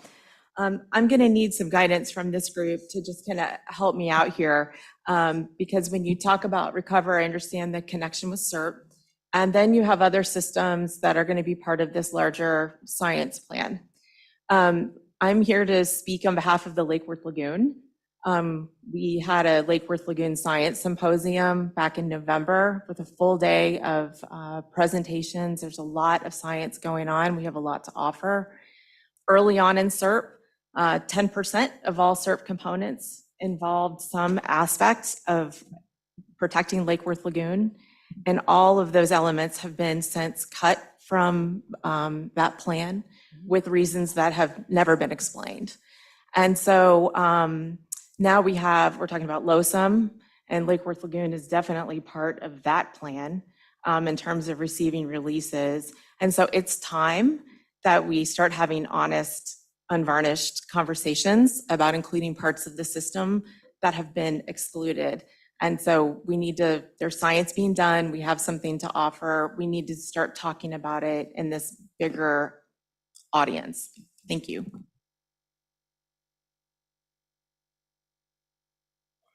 Melanie Naja. Hey, Gina, thank you very much for the presentation. I have two questions for you and just clarifications. So the first question is your synthesis that you're talking about, is it only to basically synthesize the data, analyze the data and present it, or it will go above and beyond asking, is the monitoring data getting us the response to the questions that we have? So basically questioning even the monitoring data that we've been collecting. And that's my first question. Second is just a clarification. Recover is only like your synthesis is only focusing on recover-led monitoring, right? You're not basically covering all type of monitoring like cross agencies to see what the park is doing, what the district is doing, what USGS is doing. It's just recover, right? Thank you, Melody. So to answer your second question first, the monitoring and assessment plan map synthesis will solely focus on recover map monitoring. We will look as part of the monitoring inventory survey. That's the request to understand what other type of monitoring is ongoing within the ecosystem, but we will not be synthesizing that data in our map synthesis. And your first question, I don't remember. So maybe you can refresh me. I'm sorry. Sure, no problem. So thank you for the answer for the second question. That's clear. So it's just part of the inventory. Now, the first question is that the synthesis is it just like synthesizing the data, analyzing the data and getting us like the trend, the changes and what, or it's also questioning if the monitoring data is getting us the answers to the questions that we have. Basically going above and beyond a simple analysis of the data. So no, the map synthesis is going to synthesize the information that we have gained over the period of the map implementation. The map evaluation is that above and beyond. So once the synthesis is done, we are going to look at a series of questions to understand whether the current monitoring and assessment plan is providing the information that we need to assess achievement of SERP goals and objectives, to address uncertainties. So that will happen in fiscal year 25. Thank you, Gina. Thank you.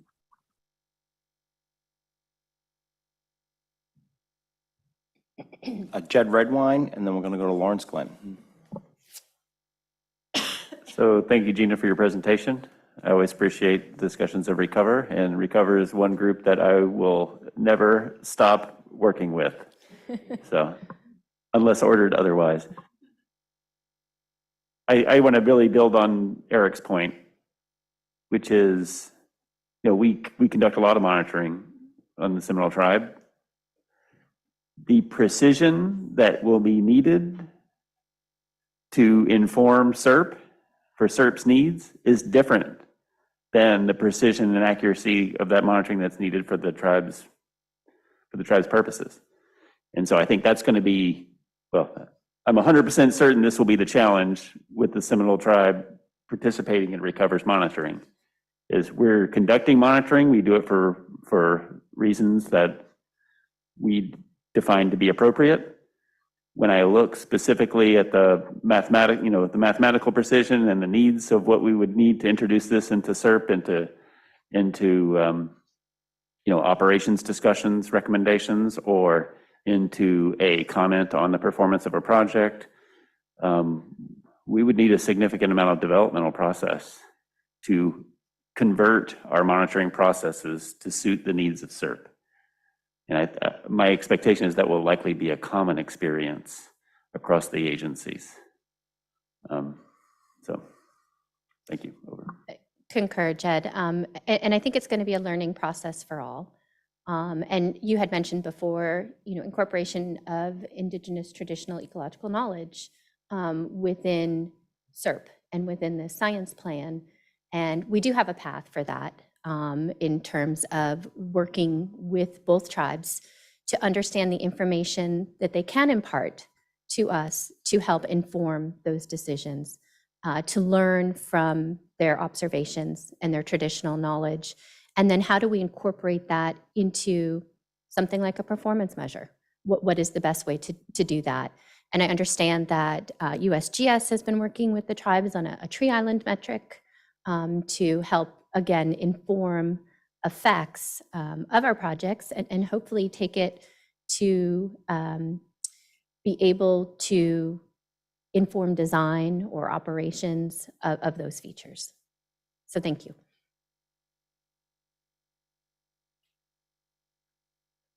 All right, and looking around the room here.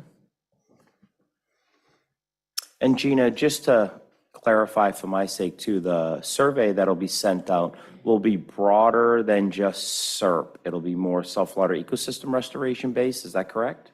Or has that decision been made yet? Correct.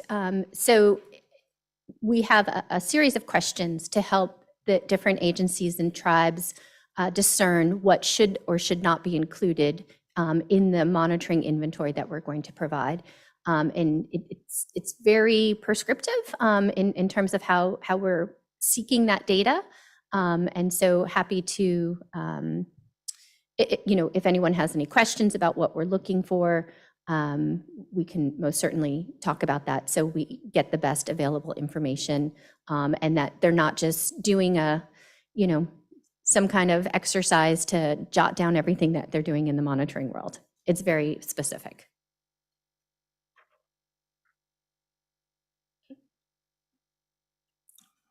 Jed, your question was great because it's kind of where I was as well. And this goes back to Melody, your question, and I know the park has taken on a big endeavor to look at their science and their monitoring and to say, we have all this data. We have been asking these questions. Does my data have the power to even answer the questions that we've been asking? So as we're moving forward with this, there's a lot of wormholes we can go down, but I think that we definitely need to look at the science, know the strength of the science, have it directed to the questions that are being asked. I think we have to work together to figure out what is our timeline that we want to have to complete a science plan. What level of effort do we want to go to? What level of certainty are we all going to be comfortable with? Are we, there's just a lot in here to bite off and chew that if we are trying to go through and synthesize all the data that we have now, looking at the power of that data, there's so many years. Chad said, hey, it can take a long time to do this. So I think as we're moving forward, we need to give careful consideration to what are, and I like the question-based, many people have said that. What are the questions that we are asking? What do we have data-wise to meet that and where the gaps are? And kind of, we just need to make sure that we aren't biting off more than we need to, and we have a product that is useful. So I kind of rambled through that a little bit, but just in a lot of the different, CEM work I've done over the past and all that, science plans for different projects, you have to tailor it to what are the problems and issues you have then. because we have a 2010 plan we can go back and dust off and look at, but I know that we are way beyond where we were then. And what do we need? Jen Reynolds sits across the hall from me, and we have conversations across the hall, and she's like, I need scientists to provide me as an engineer information that helps me decide how I'm going to build something. And then from the operations side of the house, they're like, well, you've built that and you've built this, but how are we going to operate it? And when is the change going to happen along the way that we're looking for? So I liked where Wes was talking about a 1, a 2, a 5-year check-in to where we are, because we know with SERP, it's a long time out before we see that whole system-wide response. We see interim response, and sometimes we see interim response for how the projects have been sequenced, just because of how it is, that we get negative response in some areas before we get positive response. So these are all things that I think as we're moving forward, we need to consider. And how are we going to put this? What is the timeline? Do we have interim check-ins to say what we think might happen? Just so communicating this out to the public, to the stakeholders, to Congress, to where we get our funding is so important that we need to be careful in how we put this together to provide the information that's really going to benefit all of us in our charge moving forward. Thank you. Christopher? I think it's a great comment, Lawrence, and a great way to go about it. I just, as we do that, I think as you mentioned, there's years and years worth of work we can go down, some of which we're not going to be able to do for this, but it's very, very important, like understanding the power of our monitoring programs, because we need to be able to say when we're done a lot of SERP, or even right now, we need to be able to say, can we see measurable changes? Can we assess the system and start to see those ecological benefits yet? And that's going to rely upon this power analysis. They take a long time. So I can see that not being done for the update, but I think maybe part of the plan might be not just these are the things that we need to do as next steps, because I think we've all probably done a lot of things where we write the next steps and we never do those next steps, but having some sort of formal timeline associated with those next steps or something like that to really put us on the hook so that we continue to work on these things that we know are important, I think would be good. Chad? Gina, Chad Kennedy, DEP. I was really glad to hear that you're going to be prescriptive when you make the request and the survey. I'm looking forward to the survey. Frankly, I've been on the science coordination group for quite some time, and I'm looking forward to having specific requests. Of course, the Florida Department of Environmental Protection, we do everything from air monitoring, of course, water quality, and all things under the sun, including regulatory monitoring, groundwater, things of that nature. So I'm glad that we're going to get some guidance on what exactly will help you. We don't want to just just give you a fire hose. So I'm looking forward, and I was really glad that you made that statement. And I'm glad that the survey is coming out. I'm looking forward to seeing that and working in our agency to get that completed. Thank you, Chad.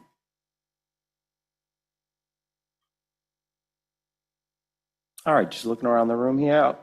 Craig? Thanks, Gina. It made me think, we at the Miccosukee, we do a lot of monitoring as well. And it might be helpful for us to know what you're looking for, because we could maybe tweak some of the monitoring that we're doing to help with the recover process. That wouldn't take too much effort. So I think having some sort of idea of what those things or questions are would be very important. Thanks, Craig. Looking around the room here for last call. Kevin, do we have any hands up online? No hands. Thank you.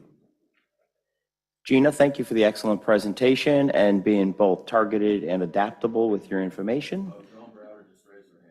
Okay, we'll go to John. I'll just say a thank you to Bob Johnson on the line as well. Bob, thank you for the presentation and participating in the discussion. Joan Browder, you have your hand up.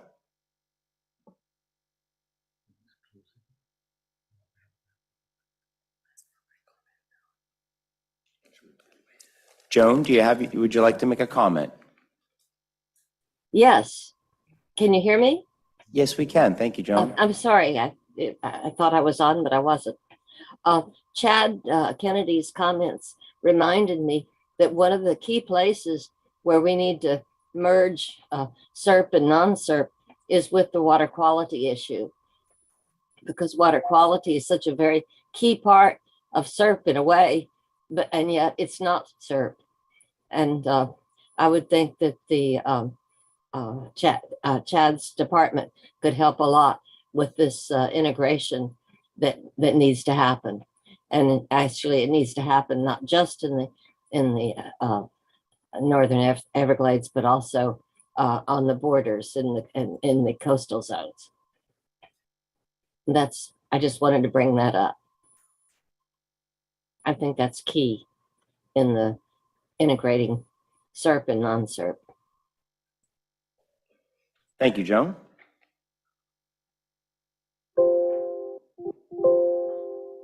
We'll move into our next section of the agenda. Item number 4 is public comment. We have one public commenter here.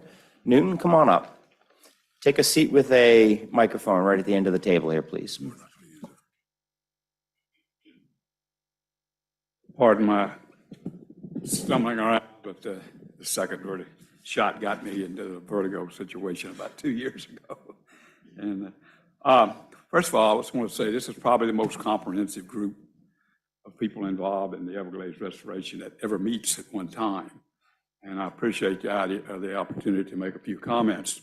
It's hard to believe it was 2002 when I walked in this room the first time to talk about the EAA reservoirs and the SCAs and the stuff that we, all these years later, are talking about. And it's a great success story. I think sometimes we forget and we don't stop and look around and see what we actually have accomplished.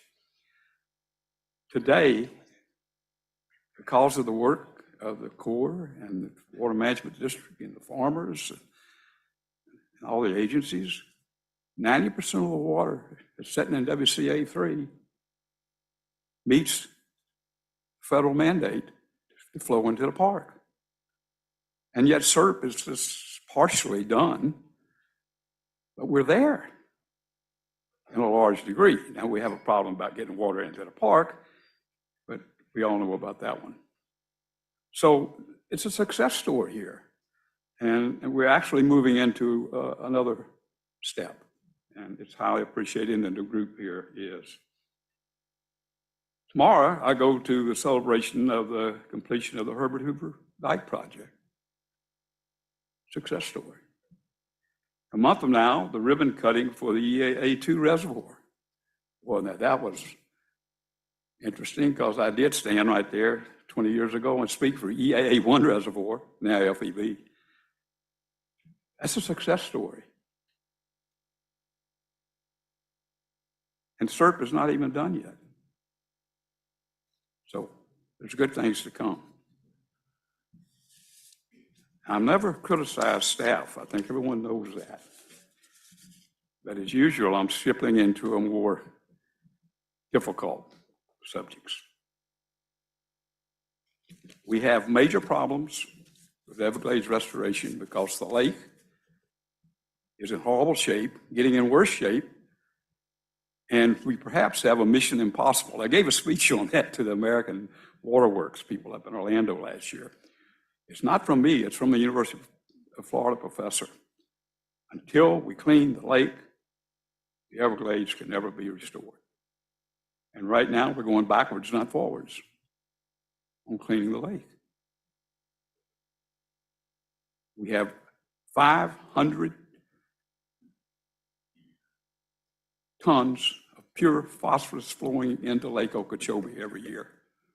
And we're doing absolutely zero about it. We have 50 years of muck with hundreds of thousands of tons of phosphorus in the bottom of the lake, and we're doing absolutely nothing about it. Some deep injection wells might work in the mud sinks.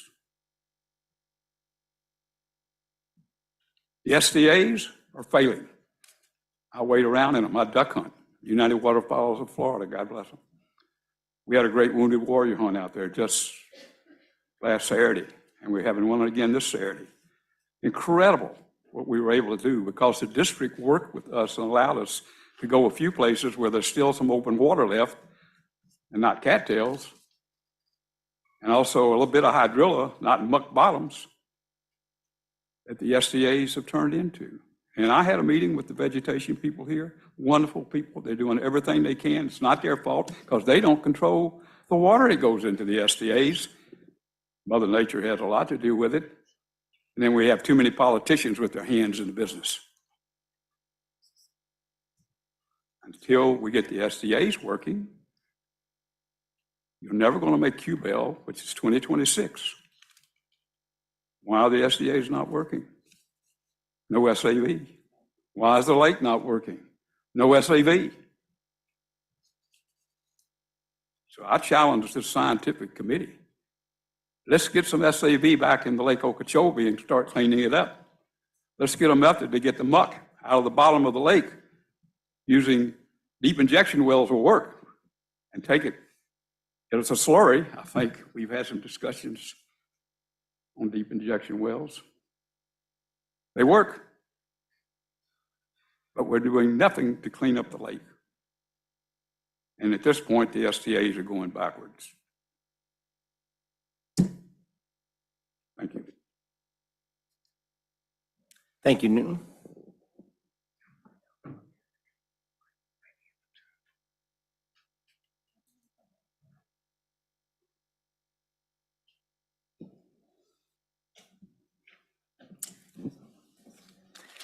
Sandy, do we have any virtual commenters? No.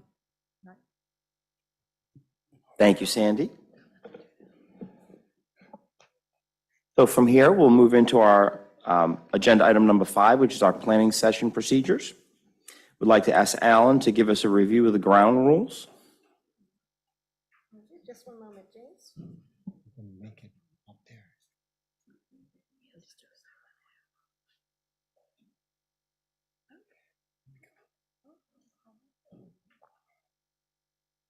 Might as well stay here. Might as well. That's going to be interesting. Hi, everyone. This is Alan Childress speaking to you here in the room and also online. Good to see everybody. Glad to be back with you here today. And thank you for the very animated and involved discussion so far today. Before I jump into the PowerPoint, I wanted to just bring up a couple of things as a reminder of the working group and what we've done in the past a little bit. So on our main website, if you go to the main menu, I thought that this was just under the task force and overview, explains who we are, what we do, where we work, and here as a reminder of how these different bodies interrelate. We have the task force, members of the working group and SCG are here today. We also have subgroups and teams that we can form as needed. Sometimes there's a specific task we need identified, and in the past we've done that. If there's something that we need to have some specialists and experts work on, we can do that. We also have just recently created, as you ratified Wes Brooks for the Florida Corals Reef team, so we can establish teams. And around and supporting all of this is stakeholder engagement. So just as a reminder of how our structure works. And then also under programs and under the restoration program overview, one of the things that we had done the last time we gathered together to kind of have this thoughtful discussion of where we're going for the next year and some of the things that the working group and SCG can do to move restoration forward. Some of that we did was talking about communications, and there was some thoughts about reports and how can we make it work better for everyone. So we did revamp some of our reporting documents, our biennial report, to make it easier. For a reminder of those who aren't as familiar with our task force, we have 3 overarching strategic goals. The first one is primarily what we've been discussing today, is that goal 1, getting the water right. That's where you'll find SERP. That's where you'll find some of the non-SERP and foundation projects and the water quality projects. So even though our reports have changed and they're not reporting literally across our 3 goals, they are nested within. So if you look at our biennial report, this is how it's organized. We also have 2 additional goals: habitats and species, talking about protection and restoration of habitat. This is some of the land conservation efforts, historic acquisition efforts, things of that nature. We also have invasive exotic species that we address. And then goal 3, which really focuses in on water management, the flood control, looking at Herbert Hoover Dike, that's where this occurs. So our reports and our efforts capture a lot more than STRP, and I just wanted to bring this up as a reminder. And underneath all of it, here in this bottom blue band, is restoration science. So I thought this might be a helpful visual to guide some of the discussion, because we've been focusing a lot right here, and there's other parts and pieces we might want to consider in the discussion going forward today. Now, Jose, if you can magically get my PowerPoint up. Just a minute.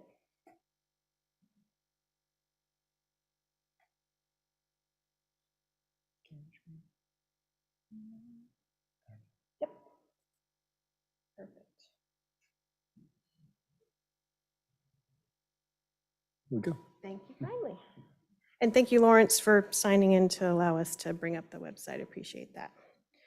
All right, our planning session. We have already had a great start to the day and the discussion. Just as a reminder, we're looking at planning out this year as in addition to some of these larger concepts that y'all have been focusing on with the science plan. Reminder here that we want to talk about not just the meeting content, but the format, how we want to gather together, and the joint meeting schedule that Adam had mentioned earlier. And the mission of our working group and our science coordination group and all our subgroups is really to support the task force in its efforts, as a reminder of that structure again. And the duties of the working group, a lot of it is about reports and satisfying any priorities assigned by the task force, but we can also identify some of these issues that we want to bring towards them as well. And we do have the authority, the working group has the authority to establish advisory bodies, designate different advisory bodies as needed to get input and advice from a broad group. And the science coordination group is the science piece of all of that, very similar in its duties, but it's talking about that science coordination plan. You can see that bullet. And also they can have some subgroups to focus in on specific topics as well. Now for our open discussion, I appreciate everyone who has been mindful of the people watching online, so you can announce yourself as the discussion goes. That's very, very helpful, and I appreciate people who've been doing that because it helps bring them into the conversation and understand who's speaking.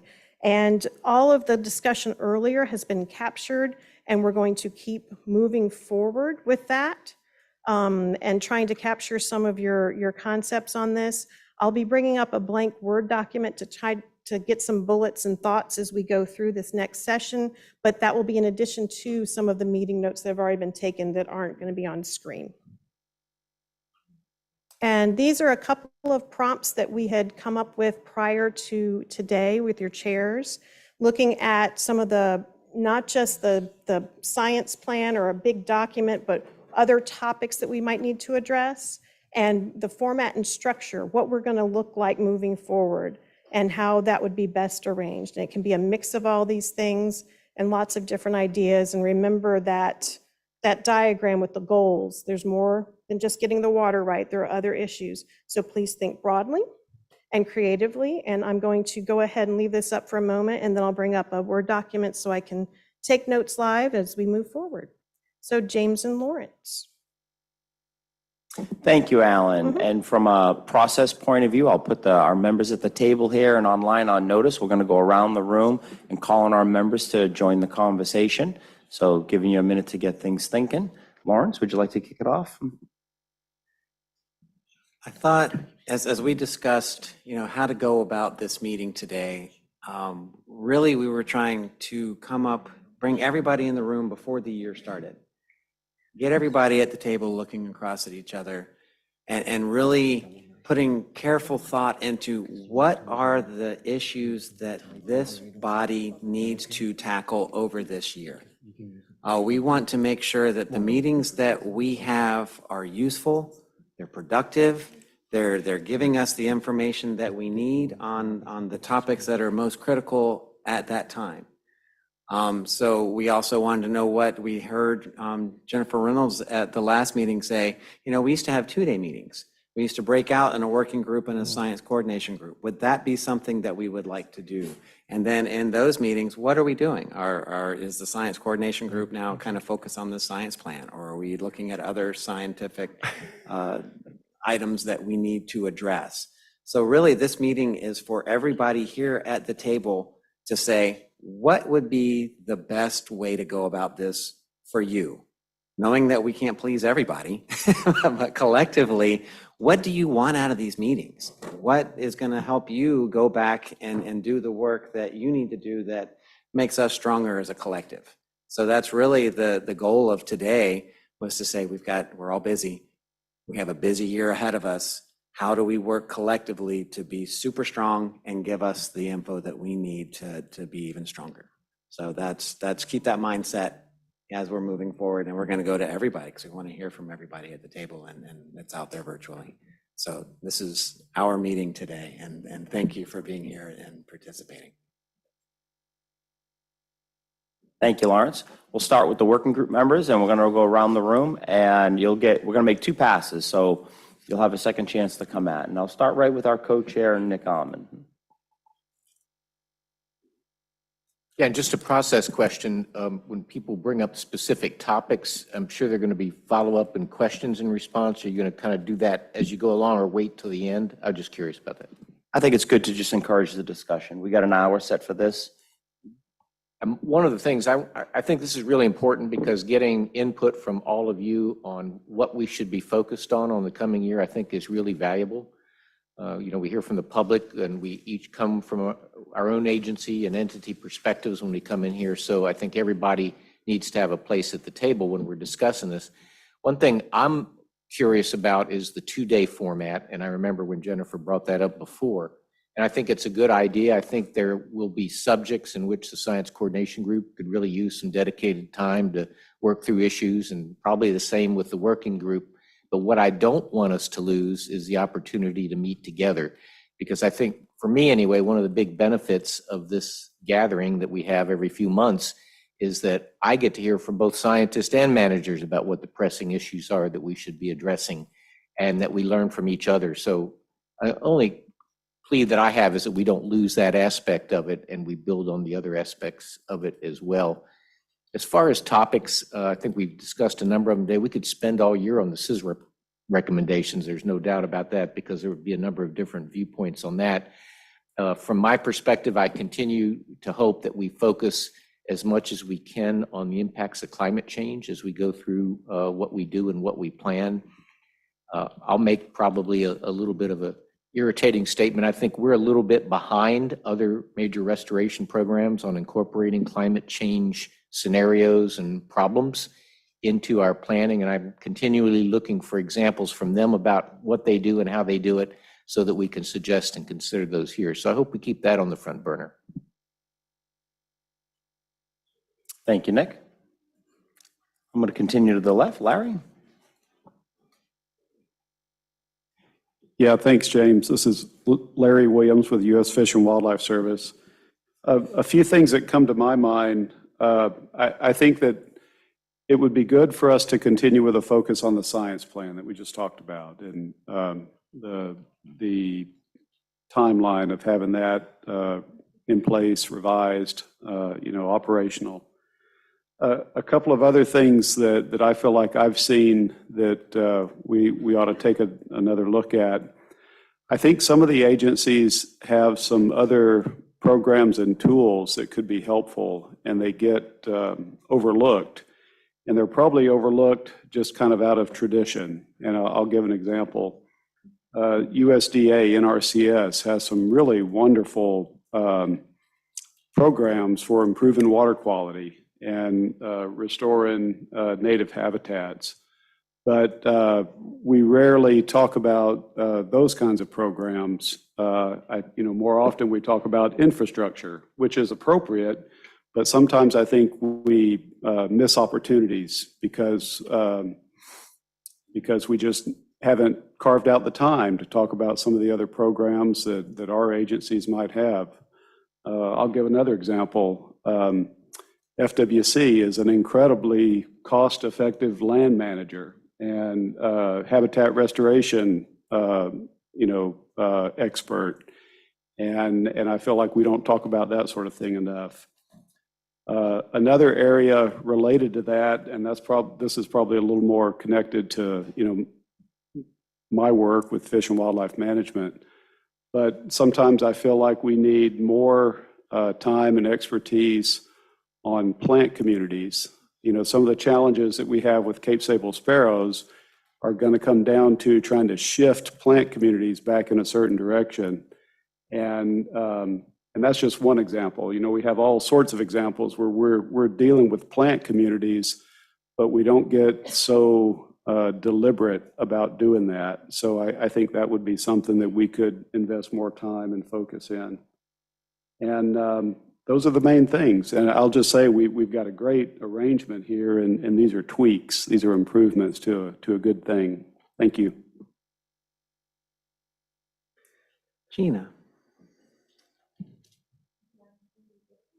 We are going to intersperse. All right. Gina Ralph with the Corps of Engineers. So I have to say, looking at it again from the Recover perspective, the tasks that need to be done in coordination or in parallel to develop this science plan. I also think that there's a lot of information in the SISREP report that speaks directly to how do we capture climate change other than sea level rise in our modeling and evaluation tools. And I think that's something that we could collectively talk about, bring in members from the Interagency Modeling Center, of course, to help us with that. But we don't capture some of those mechanisms other than sea level change, evapotranspiration, precipitation, storm events. And so we want to be looking forward, and we also want to ensure that we have appropriate performance measures and evaluation tools to capture that, so that when we are looking at plans for Everglades restoration, we are selecting an alternative that works in the future and provides the greatest benefits in the future. So that's what I'd like to see for topics. I'm really product focused, and I'd like to come out of some of these two-day meetings with some kind of product, something tangible that we can take back and apply. So thank you. Thank you, Gina. Amy Castaneda?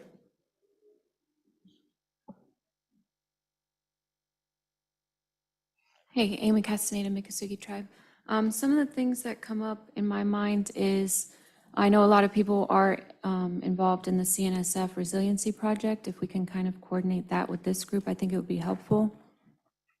They're talking about doing a more comprehensive study. So either if it's the one that's already kicked off now or the comprehensive study for the project, I think that would be beneficial. I agree with the incorporating climate change, not only sea level rise. We don't see direct effects of sea level rise out in the tribe, but we do see a lot of secondary effects with the decisions being made of moving water. So I think that would be beneficial in this group as well. And also the translation of ITEC. We talk about incorporating ITEC into a lot of these plans, but what does that translate into? And so I think if we discuss that, it would be beneficial, because then we can go back and talk to the tribal members and have some sort of translation to bring back to you guys. So I think those are the big ones. Amy, that come up. ITEC, is that, can you expand so I can? The indigenous, Is that the traditional, acronym? ecological knowledge, yeah. So ITEK. ITEK. Thank Yeah, you. sorry. I want to make sure I. Yeah, okay, and that's all I have so far. I think I need to think on this and bring it back to the group and come up with some other ideas as well. Next, we'll go to Craig.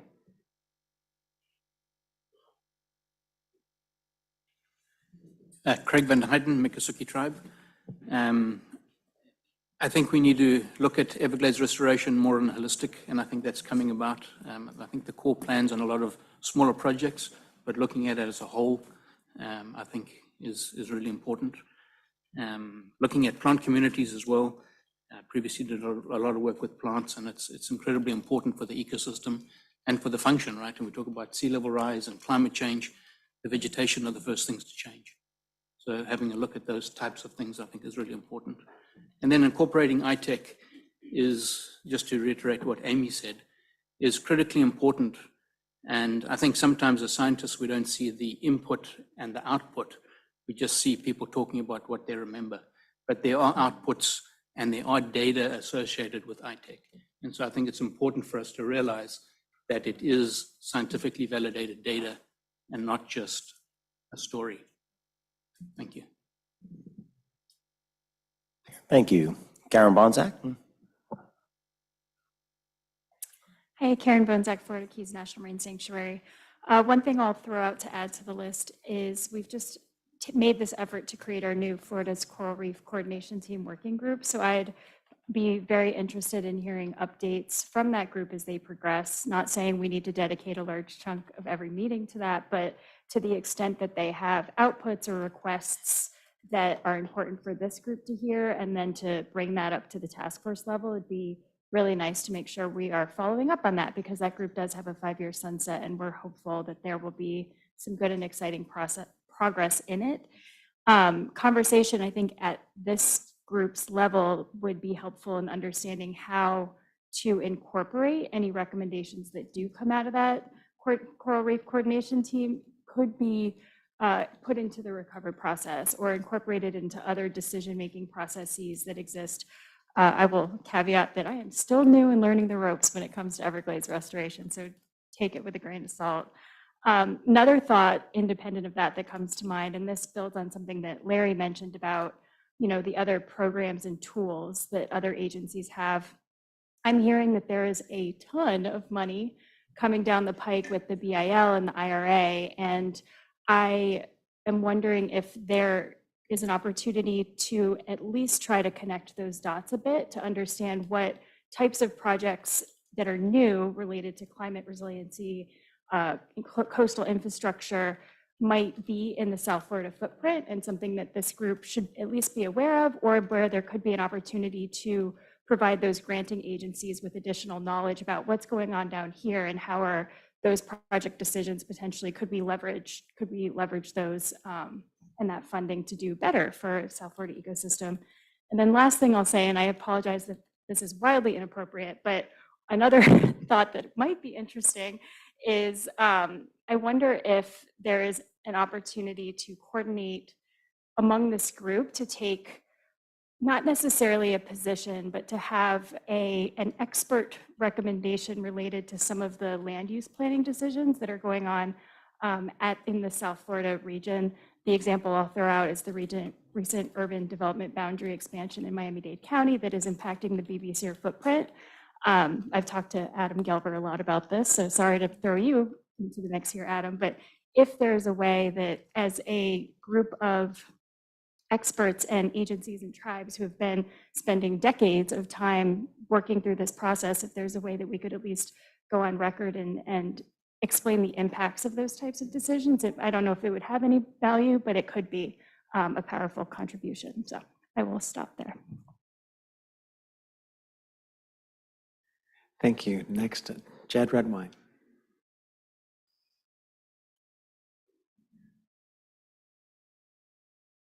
And we're supposed to say what we want, right? Okay, so this is Jed Redwine from Seminole Tribe of Florida. I agree with many of the things that have been said so far. Where I'd like to put the emphasis is, let me say like this. 2-day meetings are hard for me to attend, frankly. That's the duration of time away from our regular operating process. 2 days is a long time. I would agree with what Gina said, which is if we have deliverables for specific products, that makes it easier for me to rationalize spending 2 days in meetings, right? So making sure that there's a concrete outcome that doesn't just make sense to me and to us in the room, but makes sense to people who aren't in the room, who don't do this all the time. That's very important. My next priority would be, anything we can do to connect tribal members with the SERP process is very desirable from the perspective of the Seminole Tribe. One of the advantages of connecting with tribal members is that all of them have very clear and specific knowledge about some attribute of the system, and they're very interested in learning perspectives of the government agencies and trying to reconcile why the government agencies and their traditional perspectives so often appear to be in conflict.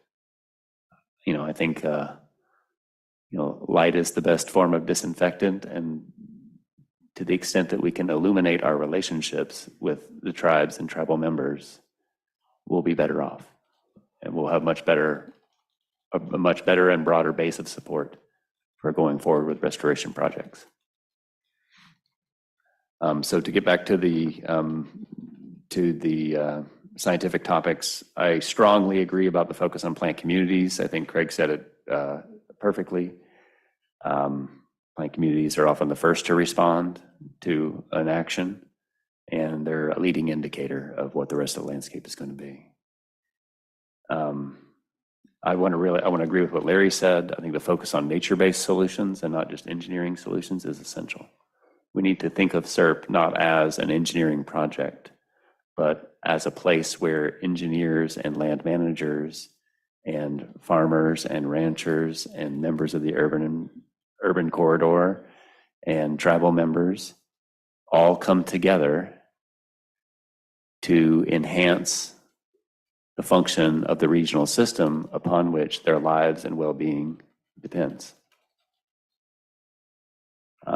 The more we restate that, the better off we are, in my opinion. Now I'm just going to start going down my list from top to bottom. So the next, removing barriers to moving water south. That's a key question that we need to recognize, engage in, and address. We need to do that this year. We need to do that every year until we have that issue solved. Consistency with water quality rules across the system. We have to have upstream, downstream consistency in water quality rules.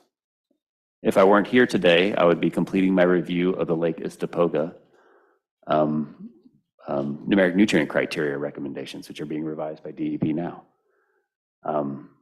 It's essential that we recognize that Lake Okeechobee was once a phosphorus limited system.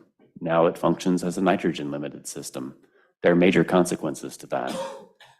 All the water bodies that contribute to Lake Okeechobee, if they're nitrogen limited, there's so much phosphorus in them already that they need nitrogen to grow more biomass. The water that they deliver to Lake Okeechobee is never going to be supportive of Lake Okeechobee's appropriate function. We have to get consistency around our water quality rules, upstream, downstream. That's an acute issue with the Seminole Tribe. Both Brighton and Big Cypress reservations are immediately adjacent to special use districts. We need to bring the special use districts into the SERP discussion, because in the absence of bringing them in, they're having a significant, consistent negative effect on the SERP, on our attempts to restore the landscape. So we need to address that. The translation of ITEC is essential. I think that, the connecting with tribal members and connecting our processes to tribal members will move us forward in the direction of incorporating ITEC into SERP. That'd be my expectation.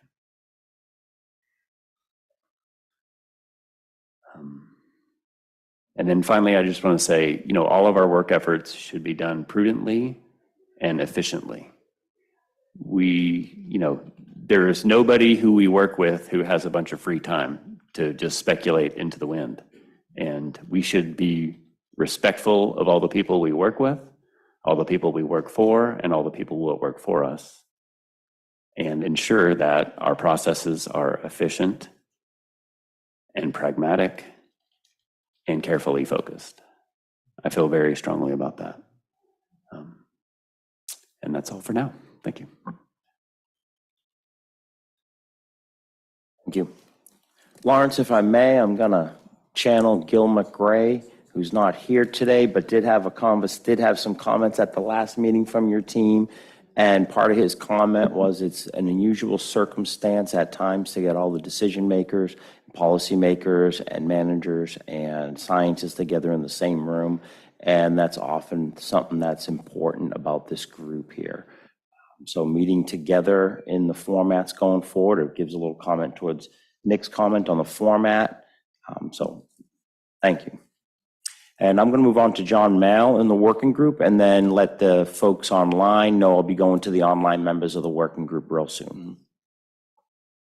John Mail, Martin County. Thank you, James. I guess my comment might also stretch the authorities of this group. I'm not totally sure, but it seems that, let me use a metaphor, if you will. If Everglades restoration or South Florida ecosystem restoration were a train, 25 years ago, it took a long time to get built. It sat in the station. It seemed like there was not nearly enough energy to get the train moving. And then it started moving at a really slow pace. And the projects that had been identified, eventually authorized, laid tracks for that train, right? And they end somewhere. And 20 years ago, it seemed like we'd never even consider seeing the end of those tracks. As the last few years have brought kind of record funding level, every year seems to be more and more, the train's moving faster and faster. And I think it's behoove this group to have their vision a little bit further down the tracks and thinking about what happens when we get to the end of those tracks. And maybe it's time to start thinking about laying new tracks for that train. If we don't, somehow, some way, we're going to get to the end of that, and the train's going to have to stop. And all this momentum that we have is going to have to be restarted, or maybe never started again. And I think we're really good at, I'm not saying we, scientists are really good at looking at the here and now, making observations about today and about the past. We're not great at anticipating. And I think we know enough, i.e. Deb's comment about Lake Worth Lagoon, Newton's comments about Lake Okeechobee, to know there's some gaps in a complete restoration picture for South Florida. And I think we would, sorry for this pun, miss the train if we didn't try to use the momentum we currently have to start thinking about what's next, what other projects need to be studied, and what other issues need to be addressed before the train comes to a stop.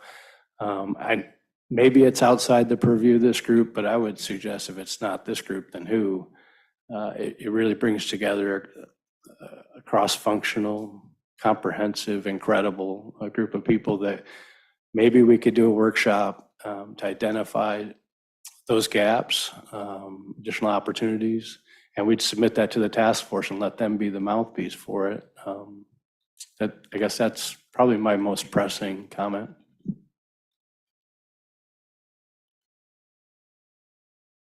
Thank you. I find that one very stimulating. Lawrence? Next, we'll go to Chad. Chad Kennedy, Florida Department of Environmental Protection. I really like the idea that Larry threw out about kind of educating us about who we're sitting next to at the table and some of the efforts they have going on, because there are a lot of efforts.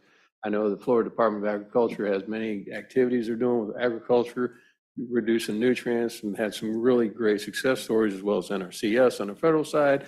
And it seems like everybody's working together on that, but there's a lot of other things happening that I'm oblivious to, because like most of us, I'm focused on my day-to-day grind. So I think that might be something that's good for the whole group, that education-wise. And I really like Gina's concept of having a product. I think that this group, the Science Coordination Group and the Working Group, are put together to give recommendations to the task force. And it seems like at the governing board and other places, it's usually like an item will come before them and they'll be like, what's the staff recommendation?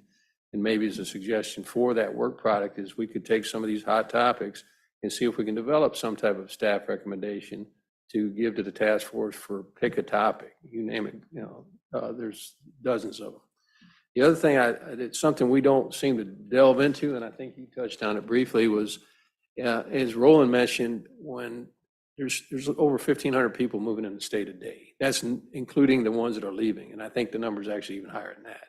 There's a lot of pressure that's created on the resource because these people moving in, they're building more homes, we're creating more impervious surfaces, they demand more water supply. And I'm not saying we're going to constrain that, and the state definitely doesn't have any desire to do that. But to maybe put a handle on that, to understand that this ecosystem is not being restored in a vacuum. There's other things going on that we might want to not necessarily deal with, but at least have an acknowledgement of it, or some type of a, hey, just so you're aware, this many acres went from this land use to that land use. Because as Roland mentioned, when people don't have their basic resources taken care of as far as their hierarchy of needs first, the resource, the natural resource, may not be a big priority for them. So I think that for us to at least be aware or acknowledge that the changes that are going on in the state might be unique to a lot of other states. And since this is a federal and state partnership, that might be something that would be worth bringing, or at least making a note of, to the task force. And as far as the format, the 2-day session, if there's a work product, it would definitely make it a little less sit around the table, talking about things that we've been talking about for a long time.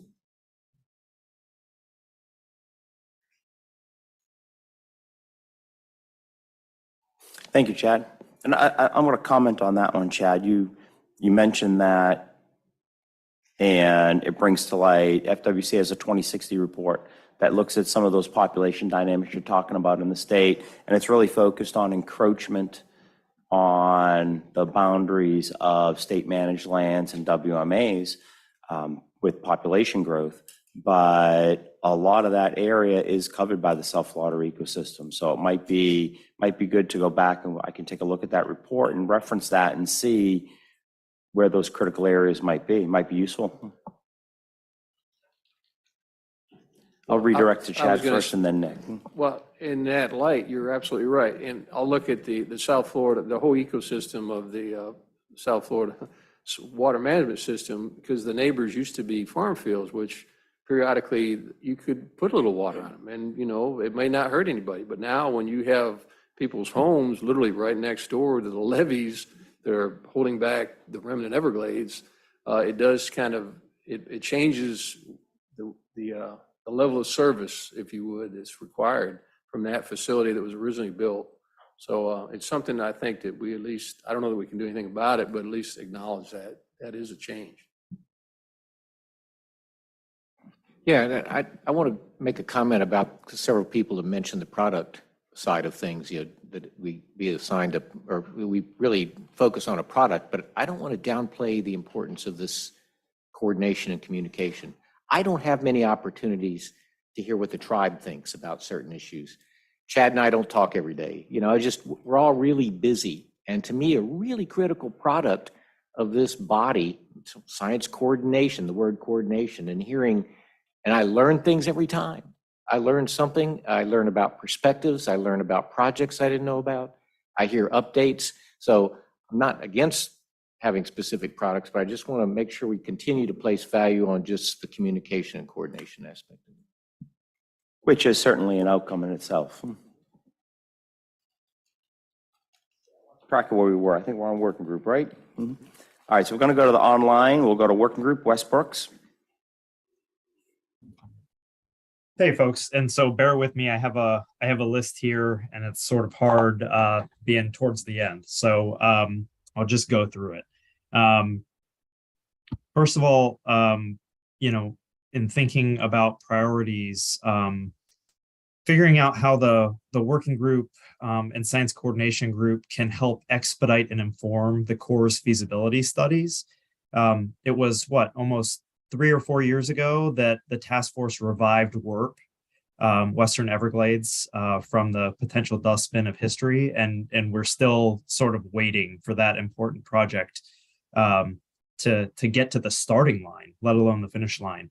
I wonder if there's ways where the working group and science coordination group couldn't help sort of work through some of those difficult issues alongside the Corps. So, right now I'm thinking WERP, Lake Okeechobee Watershed Restoration Plan, and Biscayne Bay, Southeastern Everglades. Another really important thing that I think these bodies always need to keep an eye on is storage, right? Whether it's above ground, in every cardinal direction around the lake, whether it's ASR, and both from a project level and a programmatic level. SERP only works if we figure out the storage piece. And certainly there are socioeconomic consequences as well as ecological ones for not getting that figured out. Obviously, water volumes, I'd put right alongside that. Again, projects and operation level focus. And I think we do a decent job of staying informed on that front, but I don't think we should lose focus of those things. Monitoring, a couple folks mentioned it, including water quality, obviously. That's going to be a key focus of the Florida's Coral Reef Coordination Team. And I think it just, behooves us to always keep that in mind in everything that we do. Folks mentioned climate, I'll step it up another level. I head the statewide Office of Resilience. Resilience needs to be, something that we're thinking about with this program at all times. So whether that be climate resilience or, again, even the socioeconomic benefits that these Everglades projects bring to the neighboring communities, that's really important. Folks mentioned plant communities. I'm going to lump plant communities, land management, and invasive species all together in a kind of a big catch-all here. Congress gave the task force some really important direction on invasive species that I think we absolutely need to help them follow through on. And I can't think of a time when I don't hear Mike Elfenbein and others, the tribe included, folks who live, work, breathe on this land, where they don't talk about the importance of maintaining what we have, let alone these massive projects, infrastructure projects for restoration. I think we're doing ourselves a disservice if we're not paying attention to those comments and finding ways to work with those champions on the ground to improve the system. Products has been mentioned a lot. I will say I think certainly it's important for these groups to be productive. What that looks like, we really have a lot of room to figure that out.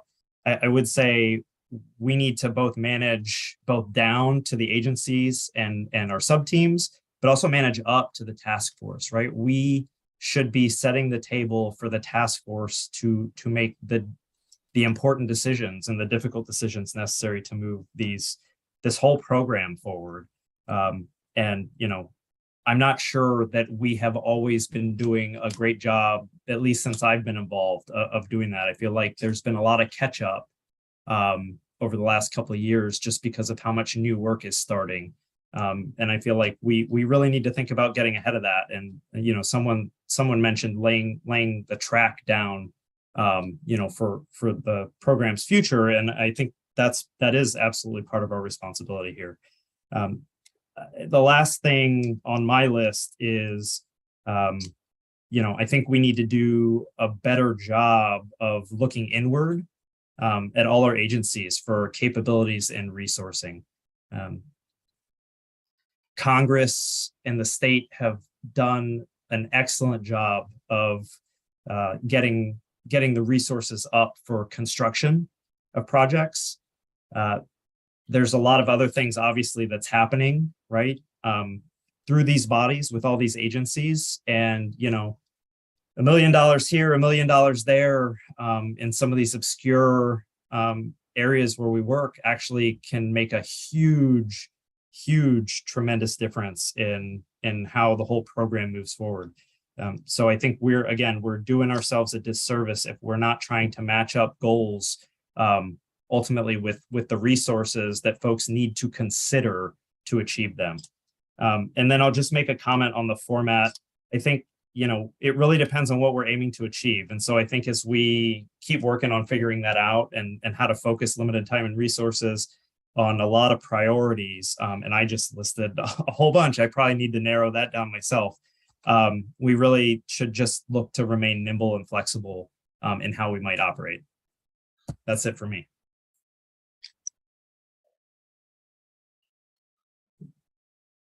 Thank you, Wes. Eric Stabenow. Right, Eric Stabenow from the National Park Service.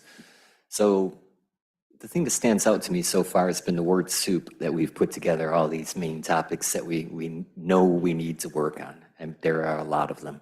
And I think that I kind of blend the idea of the structure of the meetings and what we're trying to get out of the meetings together as kind of one part of it. So when we're looking at the potential for a 2-day meeting structure, perhaps we use that structure under science coordination to do the coordination piece and share information, and also to think on both the short term, what can we do now that'll improve outcomes for the system? What can we do to better facilitate the work that we're doing together? And then also looking at it in the long term, of course, in the science coordination sense that we're thinking about what the science's needs are in those 5 and 10 year time frame for wherever the science plans lead us.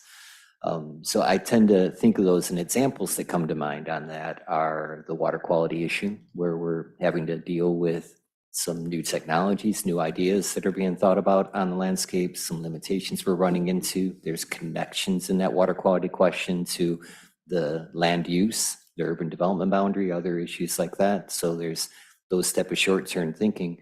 But on the other end of it, we're also looking at how a system shifts over time. And those type of discussions are really looking at that longer time frame. So I have to say that when we're in these structures, we need to think about both that shorter and longer term piece. It might be just a different way of framing all of the different topics we put together on the screen if we start to think about that in the deliverable sense. So I think that's, I'll stop there.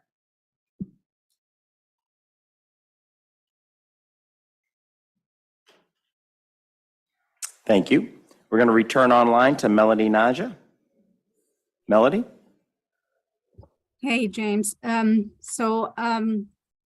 I think all the ideas, all the projects or topics that need to be investigated were already mentioned on this call. But I would like to emphasize 2 points, 2 topics that are, I think, critical. One topic that was mentioned by Larry is let's go back to the science plan. Let's go back to basically to the questions that are that should be driven by restoration and land managers. So what are the critical questions or topics that restoration managers need an answer to make a decision?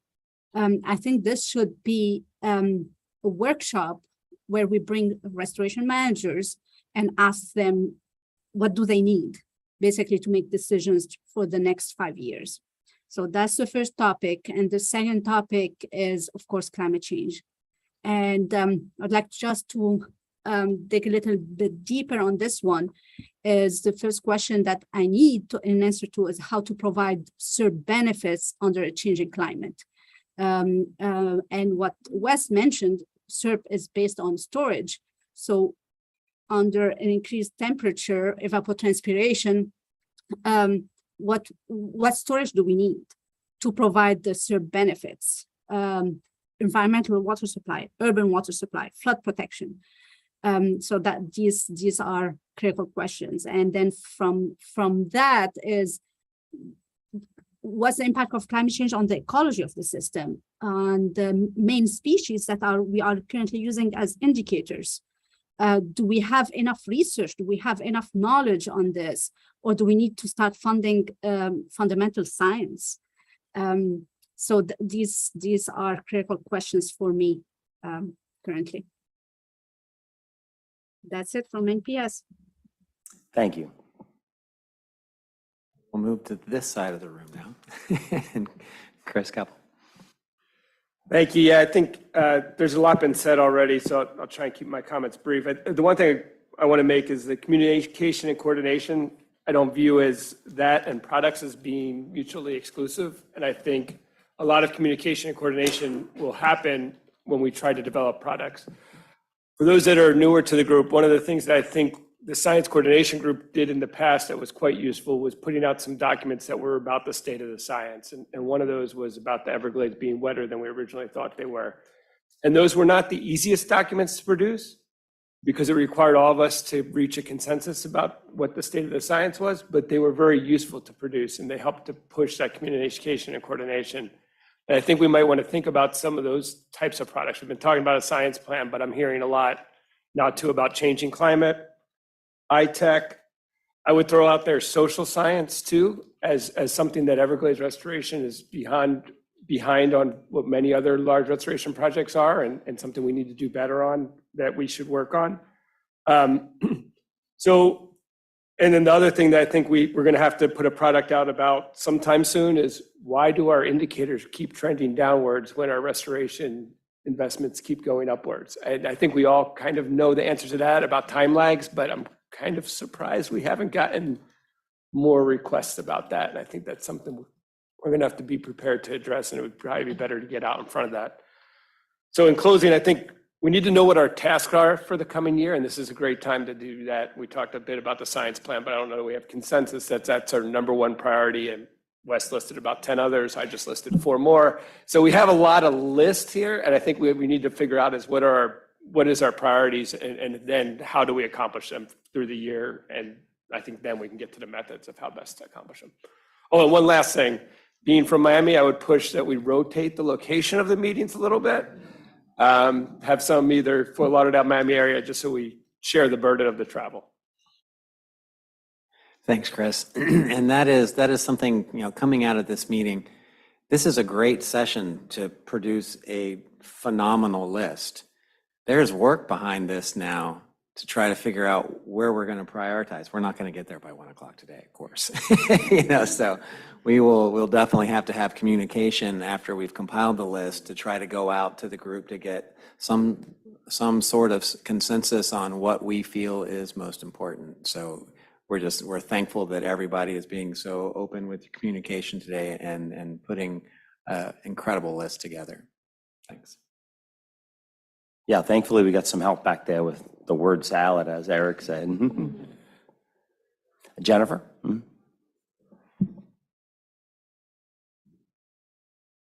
guess I have to hold it down. Jennifer Hecker with the Coastal and Heartland National Estuary Partnership. A lot's been said here. Some I want to echo and some I just want to add to. First, with John and Wes talking about thinking to the future. I go back a long time with Everglades Restoration more in the advocacy realm, and I remember many years of us all getting together with our governmental counterparts and talking about the Southwest Florida feasibility study and how that got kind of pared down and put on the back burner because we really needed to focus on SERP. And that was a conscientious decision that everyone backed at the time because we really needed to get SERP moving.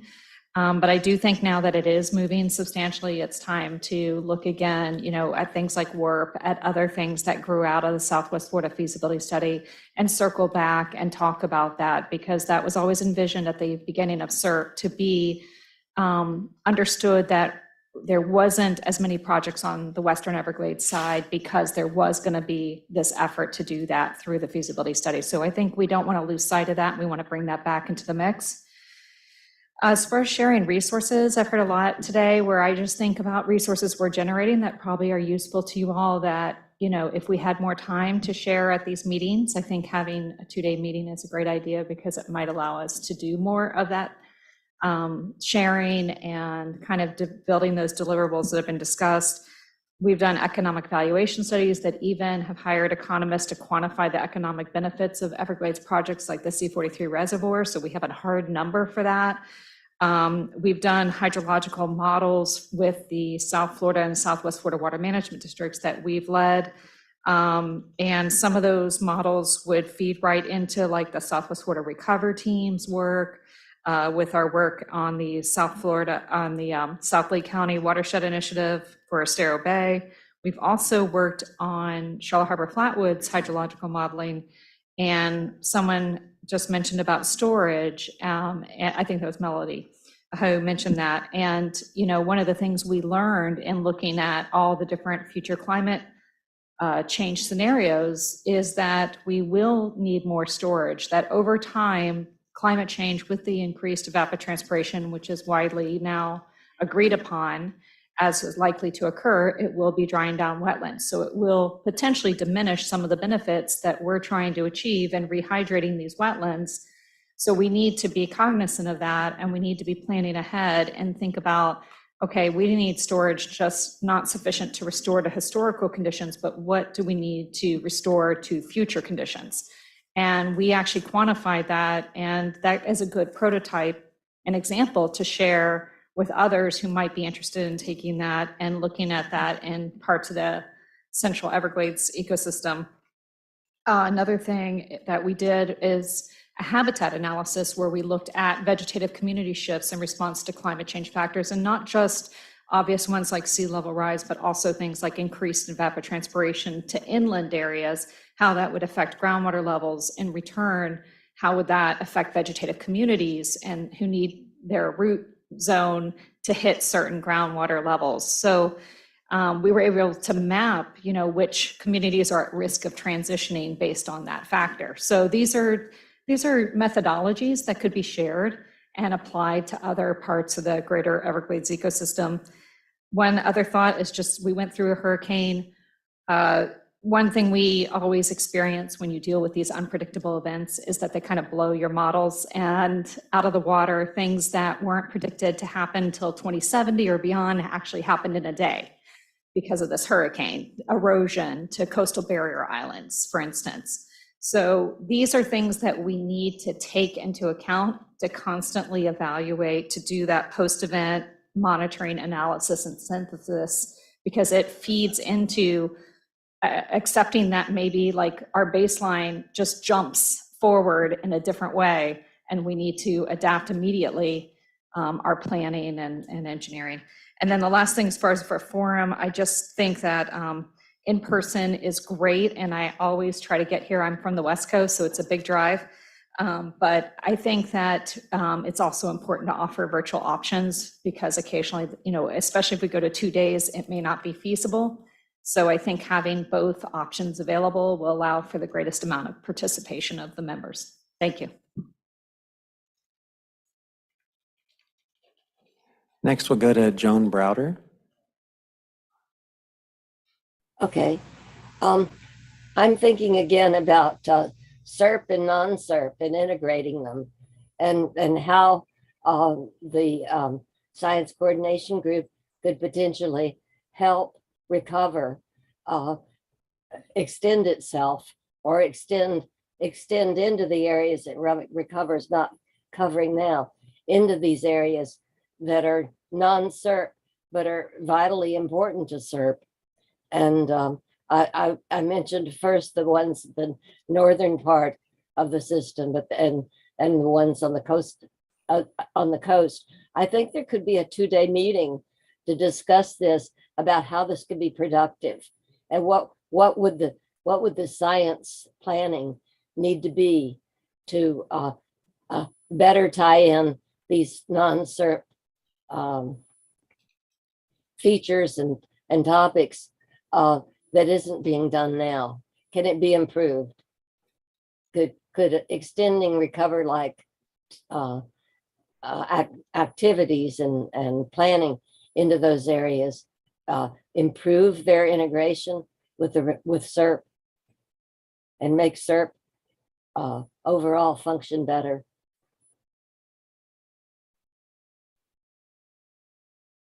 That's it. Thank you, Joan. Joan? Becky Ellenbach? Hi, Becky Allenbach, EPA. So many good ideas. I definitely agree that having a virtual option helps. I too am on the West Coast, so, and maybe Jennifer and I can carpool at some point. But anyway, I think that definitely helps. But having the meetings in person is also beneficial. I think having the working group and the science coordination group be able to meet together and capitalize on that expertise is awesome as well.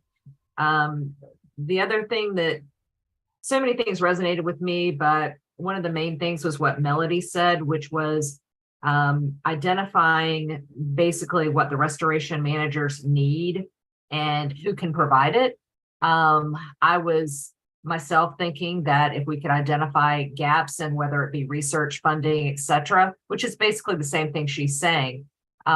If we can do that and then figure out who amongst ourselves can either provide the scientific expertise or potential funding, I think that that would be a great service that we can do for all of ourselves and Everglades Restoration. So I think I'll stop there. Thank you so much. Thank you. Next, we'll go to Stephanie Romagnac. Thank you. Stephanie Romagnac, USGS.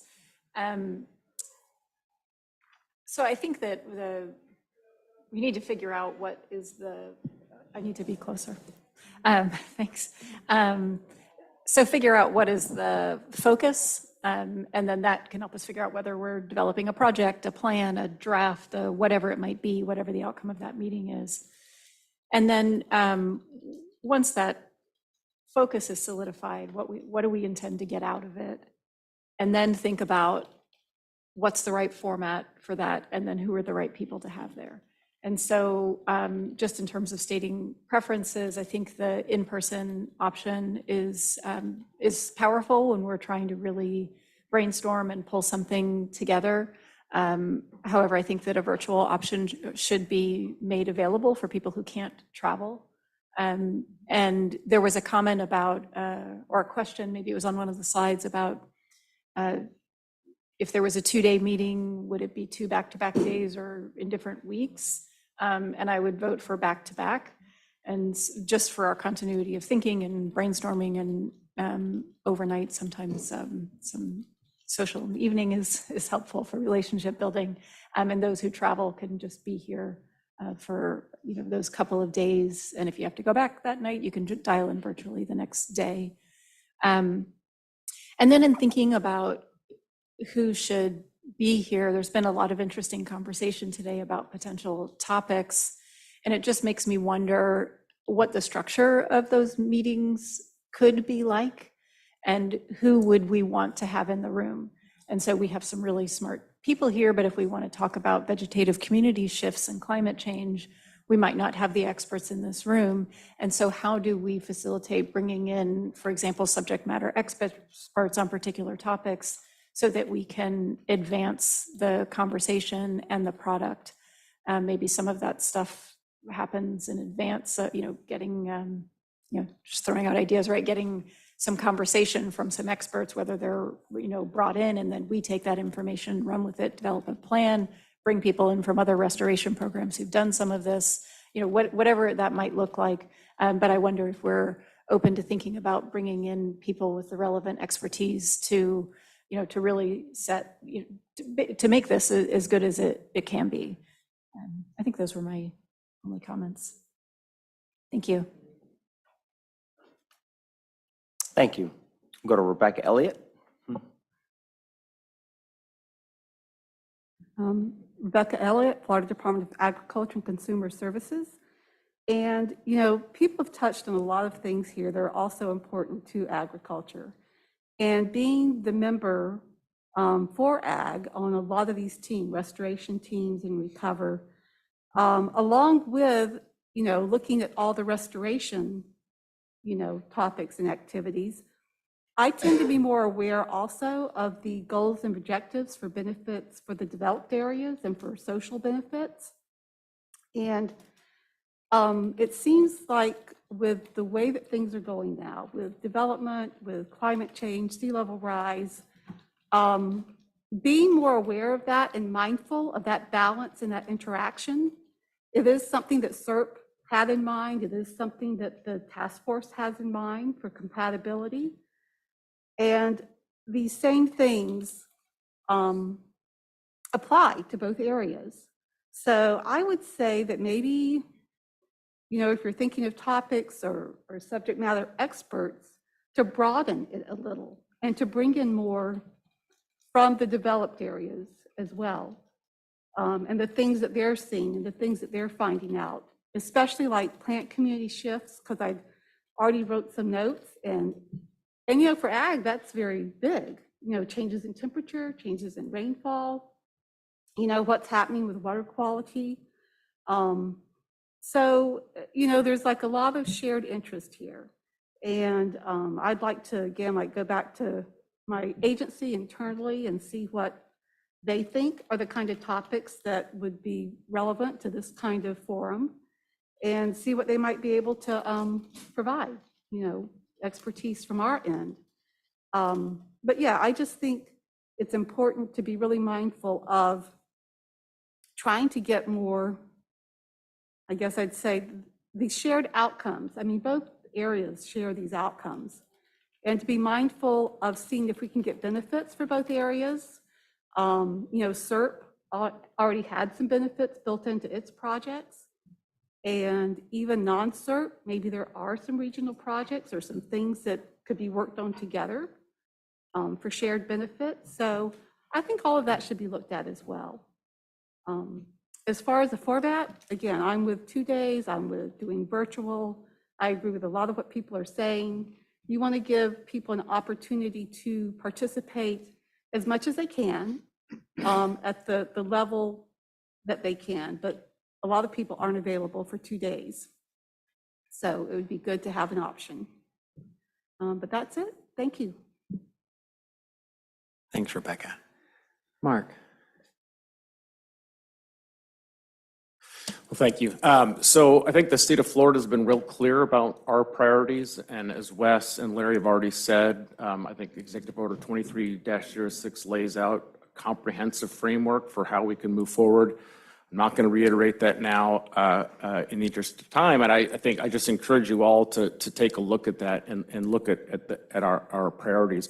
I'd rather focus on roles and responsibilities and process, which is not nearly as interesting and exciting as projects, but I think is equally important because it's how we get the right projects at the right time and in the right places. So I've read and reread the charters for the task force, the working group, and the science coordination group, and I'm a member of the latter, so I'll just focus on that. I see words like support and coordinate and assist. And while I understand those words in a general sense, I'm still not clear on what they mean in terms of my roles and responsibilities as a member of the science coordination group. I've also attended a number of these meetings now, and I think we all agree that they are at times sort of a fire hose of information, and there's very little time for feedback and discussion. And at the end of the day, I feel very well informed. And to Nick's point, I think there's just a ton of value in that alone. If that's all we do, we can all go back to our places of business and continue on with that knowledge. But I don't feel like in the course of these meetings, I've supported or coordinated or assisted. And so I would just like us to sort of think about that. And again, from like science coordination standpoint, like how do I interact with the working group and the task force? How does the science coordination group setting its priorities? Are we doing so independently? Are we responding to requests? How do we reach findings and deliver those findings? And crucially, how does the responsive party respond? And are they required to come back and respond to us and sort of explain to us what those outcomes are, to have that continued dialogue as we work towards the final outcomes? And I think if we are a little more clear, especially we're going to need to do this if we break up the working group and science coordination group into independent bodies, like why are we doing that? Like what? Are we not one group or are we two groups? And if we're two groups, what are the different roles and responsibilities? I think if we map that out carefully, we have a really strong foundation here, but I think we could probably reach even better outcomes. Thank you. Roland? Yeah, from a local government perspective, in many ways, we kind of define the water, a good bit of the watershed. At least a lot of times we're blamed for some of the water quality issues that are occurring. And yeah, but I think as a local government, we also acknowledge that we got to be part of the solution. So many of the local governments in the basins have land acquisition, preservation, restoration programs. And I think we probably need to have a little bit more coordination and collaboration of what ours should look like and how we can dovetail and further the goals of this group. I think DEP does a good job in terms of water quality through the BMAP process, but I'm looking larger, the ecosystems and larger restoration activities that we are doing, because we've purchased over 30,000 acres of land since the inception of our acquisition program, and we plan on doing much more. How we can dovetail with the efforts of this group and the overall needs of the basin would really be helpful. The second topic I would like to see is in terms of new science, or even stretch it, innovative technologies. Caloosahatchee Watershed Plan outlines we need about 500,000 more acre feet of storage in the Caloosahatchee, and that's a couple C43 reservoirs, and it's just kind of daunting to think that may happen, or at least being able to purchase that type of land.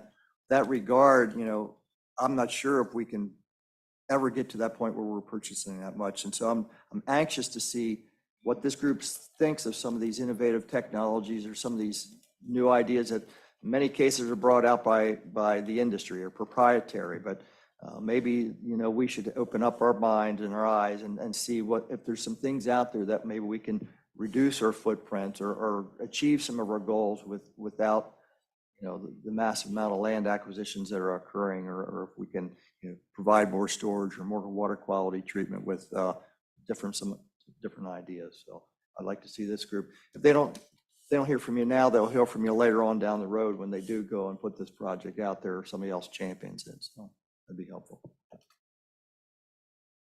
Thank you.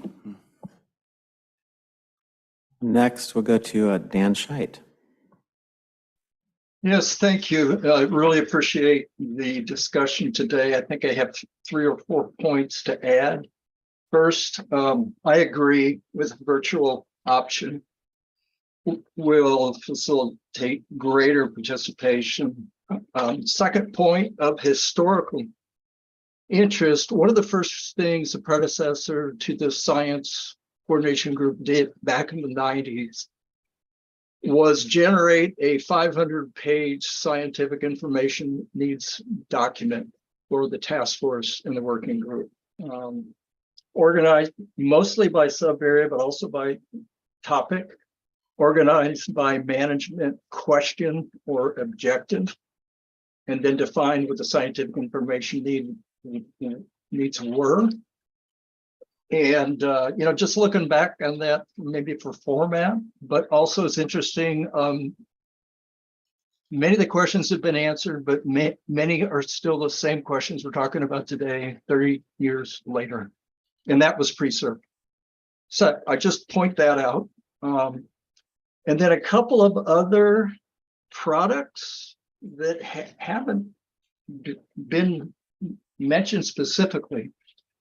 I think if you go look around the table, the agencies, tribes, others, local governments, we're spending today, I would estimate it's got to be over $100 million on science, monitoring, research, water quality, maybe 200 million, I don't know. And I haven't really seen a good inventory of that. The question is, what are we doing now?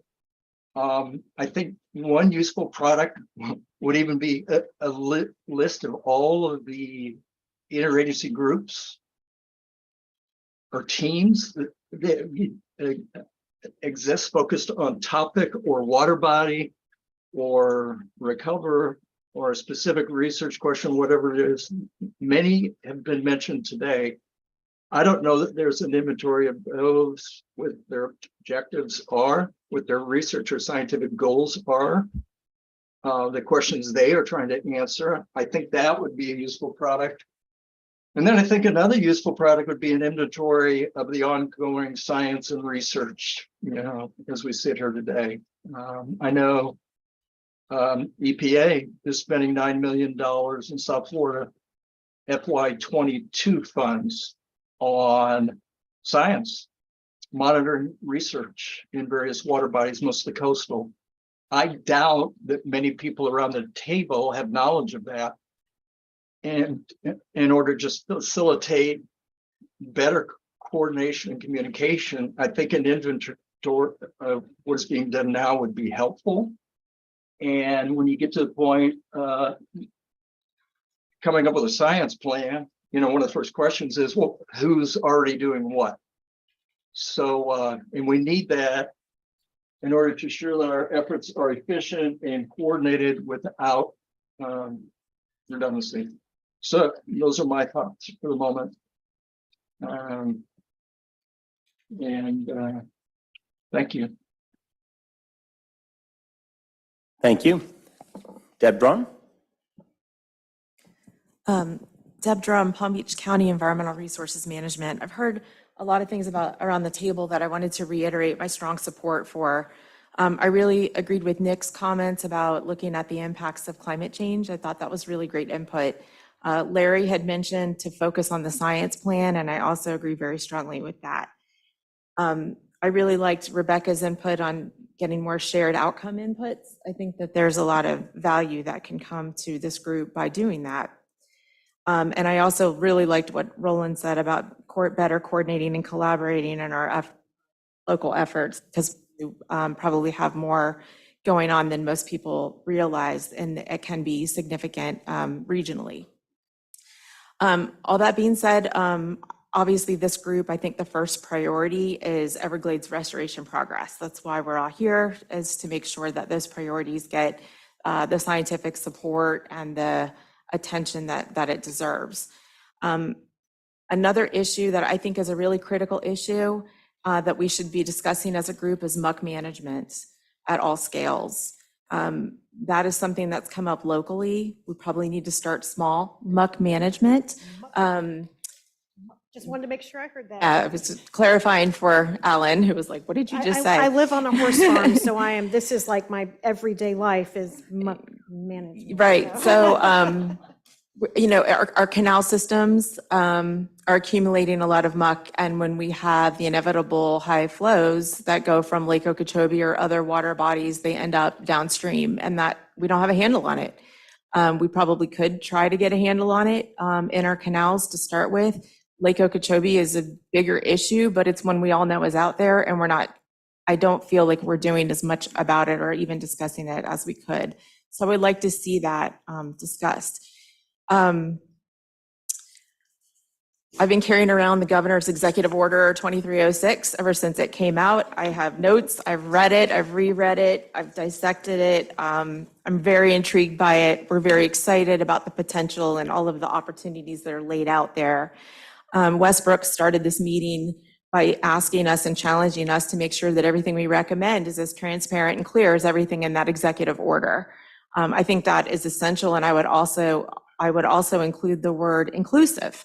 Are we being inclusive enough? It's been referenced around the table, but that is not only stakeholders and different groups of people, it's levels of government as well. And so I'll just be direct to say that I would like to see Lake Worth Lagoon included in a larger estuarine science focus when we focus on that science plan. Right now, as it stands operationally, systems are being pitted against each other.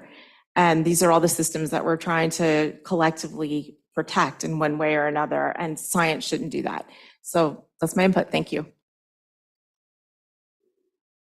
Thank you. Ed Smith? Thank you. Ed Smith, DEP. Actually, there's been a lot said. I think keying in on the executive order, I think a lot of the things that have been said follow some of the highlights and recommendations of the executive order that just came out. For me personally, I think the 2-day format fits a lot of the things that we've been saying we want to accomplish. There's been discussion of more tribal engagements, and I think that can be accomplished through the 2-day format. There's been a lot of discussion about getting the local governments engaged, learning what they're doing. To Jed's point, we are all very busy. I know I wear 3 hats at work. That's my job. So it's easy for me to get siloed in my job, and having that 2-day format would give us those opportunities to have the after meeting discussions that occur, those evening discussions that we don't get when we have these I know for me, when we have these one-day discussions, it's usually I'm here, I meet, and as soon as it's over, I got a 6-hour drive back to Tallahassee for me. So having those 2 days, I think would facilitate a lot of that communication, understanding what we're all doing and getting a better, common knowledge of everything that's going on. Lee County, I know, does a tremendous amount of work. Palm Beach County, St. Lucie, everybody is doing a lot of work with land management, acquisitions, different internal projects that individually they may not have a huge global impact, but I think it's that cumulative impact that would be nice for us to all recognize and see. I think having that non-SERP engagement is an important thing that we don't really get in this group a lot. And that kind of goes to the format of these meetings, and I'm not knocking it, and perhaps this is a little selfishness on my part. Pretty much every one of our working group, science coordination group meetings, we get an update from the district, from the Corps on every single project they're doing. It's a great update, but it doesn't change that much from meeting to meeting to meeting. And so perhaps we need to look at more of a cyclical, we don't get it every time from those groups, but maybe it's certain times of the year we get a bigger update so we can have a deeper, more meaningful discussion on other topics. So I guess that's where I'm getting, just looking at maybe a cyclical format of these meetings so we can have those deeper discussions, get into the science and get a better understanding of how we're all interacted into those.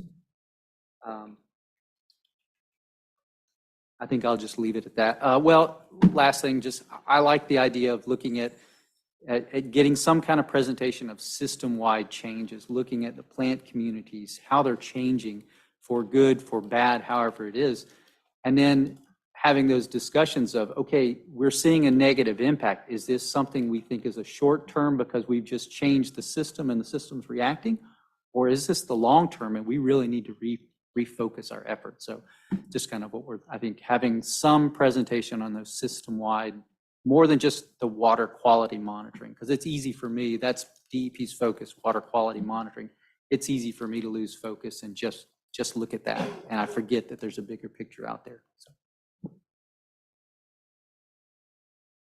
Excellent comments. I really appreciate what everyone's brought to the table, right down to our last member bringing an original thought and comment to the discussion here. The intent originally was to go around the table twice so people had a chance to think about it and wanted to come back, but it's been a robust discussion and we're not going to do that because of our time constraint. We're running up against a soft close at 1 o'clock here. And we do want to let you all go. So with that being said, Lawrence, do you have any closing remarks in response to this part of the discussion? Again, I just want to thank everybody for taking the time out of your day, out of your schedule. Everybody here is doing really important work. I see the benefit of this collective body as we move forward. We have homework. I have homework to come back and look at all this. I've heard keep it simple, but it needs to be robust. Those two are hard, but I think we can do it. And I think how I would like to approach all levels of this is keeping the end goal in mind. What's the end goal of the meeting that we're going to have? What is the end goal of this product that we want? What is its use going to be? And I think following that kind of philosophy will help us streamline our efforts and then get the products that we really need. But I thank everybody for being here today and being a part of this group. And I'm excited for this year. Adam, any closing remarks in response to this discussion? Yeah, first off, thanks, Alan, for putting the smiley face up on the screen there, right, to end the meeting, right? Yeah, so it was, the meeting started off for me very complex and really kind of troubling how we were going to get our hands around this tough topic, just like restoration is not easy. This science topic is not easy, and coming full circle to the end. I feel listening to you all talk is we've accomplished, I think, that first step, right? And so of meeting that goal, but more from an administrative side, clearly heard the, this is all a big social experiment with the in-person and virtual, and I clearly heard everybody here about that option, right? And I get it. And we hear you about staff's time. The 2-day meeting, clearly make that available. So also, what I also heard was that inclusion is important, especially between the built and natural environments, which has always been part of restoration going forward, and advancing that. And there was a lot of back and forth between what you were talking about, Karen, and you, Mr. Arlini. So anyway, I look forward to helping organize these meetings and working with our chairs to get this. And thanks for the OERI staff for helping out, making this happen today, and the district as well for lending their support for the room here. And my final comment is, if we move it south, we may actually have to move it north as well, right? So we're looking at options. So thank you all. Thank you, Al. And I was keeping a list of themes that came up repeatedly here, but that's been summed up a little bit by you, Adam, and Deb, you did a little bit of that, and some of our other members did a little bit of that as we came around the room, so we're not going to go there. I am going to second your thank you to your staff for not only keeping the notes up here, but for the work that's going to go on in the background, organize this and cataloging this and helping us move forward. And with that, I'm going to close down the discussion. I'm going to close down the discussion portion of this agenda topic and just go to closing out the meeting with our chairs. I want a quick announcement. It really, I think, ties in with what we've been discussing today, especially the need for synthesis. I just want to make everyone aware of a recent publication that came out. It's a synthesis of all the Python research that's happened over the past 2 decades. It's really a fantastic document. It's 120 pages, so I expect you all to go through it this evening, download it and read it. But it is really the most up-to-date comprehensive compendium of what we've learned about the Burmese python. Some of it's very disturbing, obviously, some of it's very hopeful, so you'll find a whole mix in there. But just to show you what comes out of these kind of efforts, 37 authors on that. Can you imagine the work in getting 37 scientists to agree on what goes into a synthesis paper? We have to thank Jackie Guzzi, who's a USGS employee who dedicated the last year of her life, I think, to doing this. But those 37 authors came from USGS, National Park Service, Fish and Wildlife Service, USDA, South Florida Water Management District, NGOs, and a bunch of universities. And I think it's just a fantastic example of both the need for stopping what we're doing long enough to do synthesis of what we've done for so long already, and to provide some management relevant research. So I hope it's published in an online journal called Neobiota, and I can get you the link if you're interested to it. It's open access. Thank you. Gina, any closing remarks? I'd just like to say it was great to see everyone, hear all of your ideas, and I look forward to our next meeting.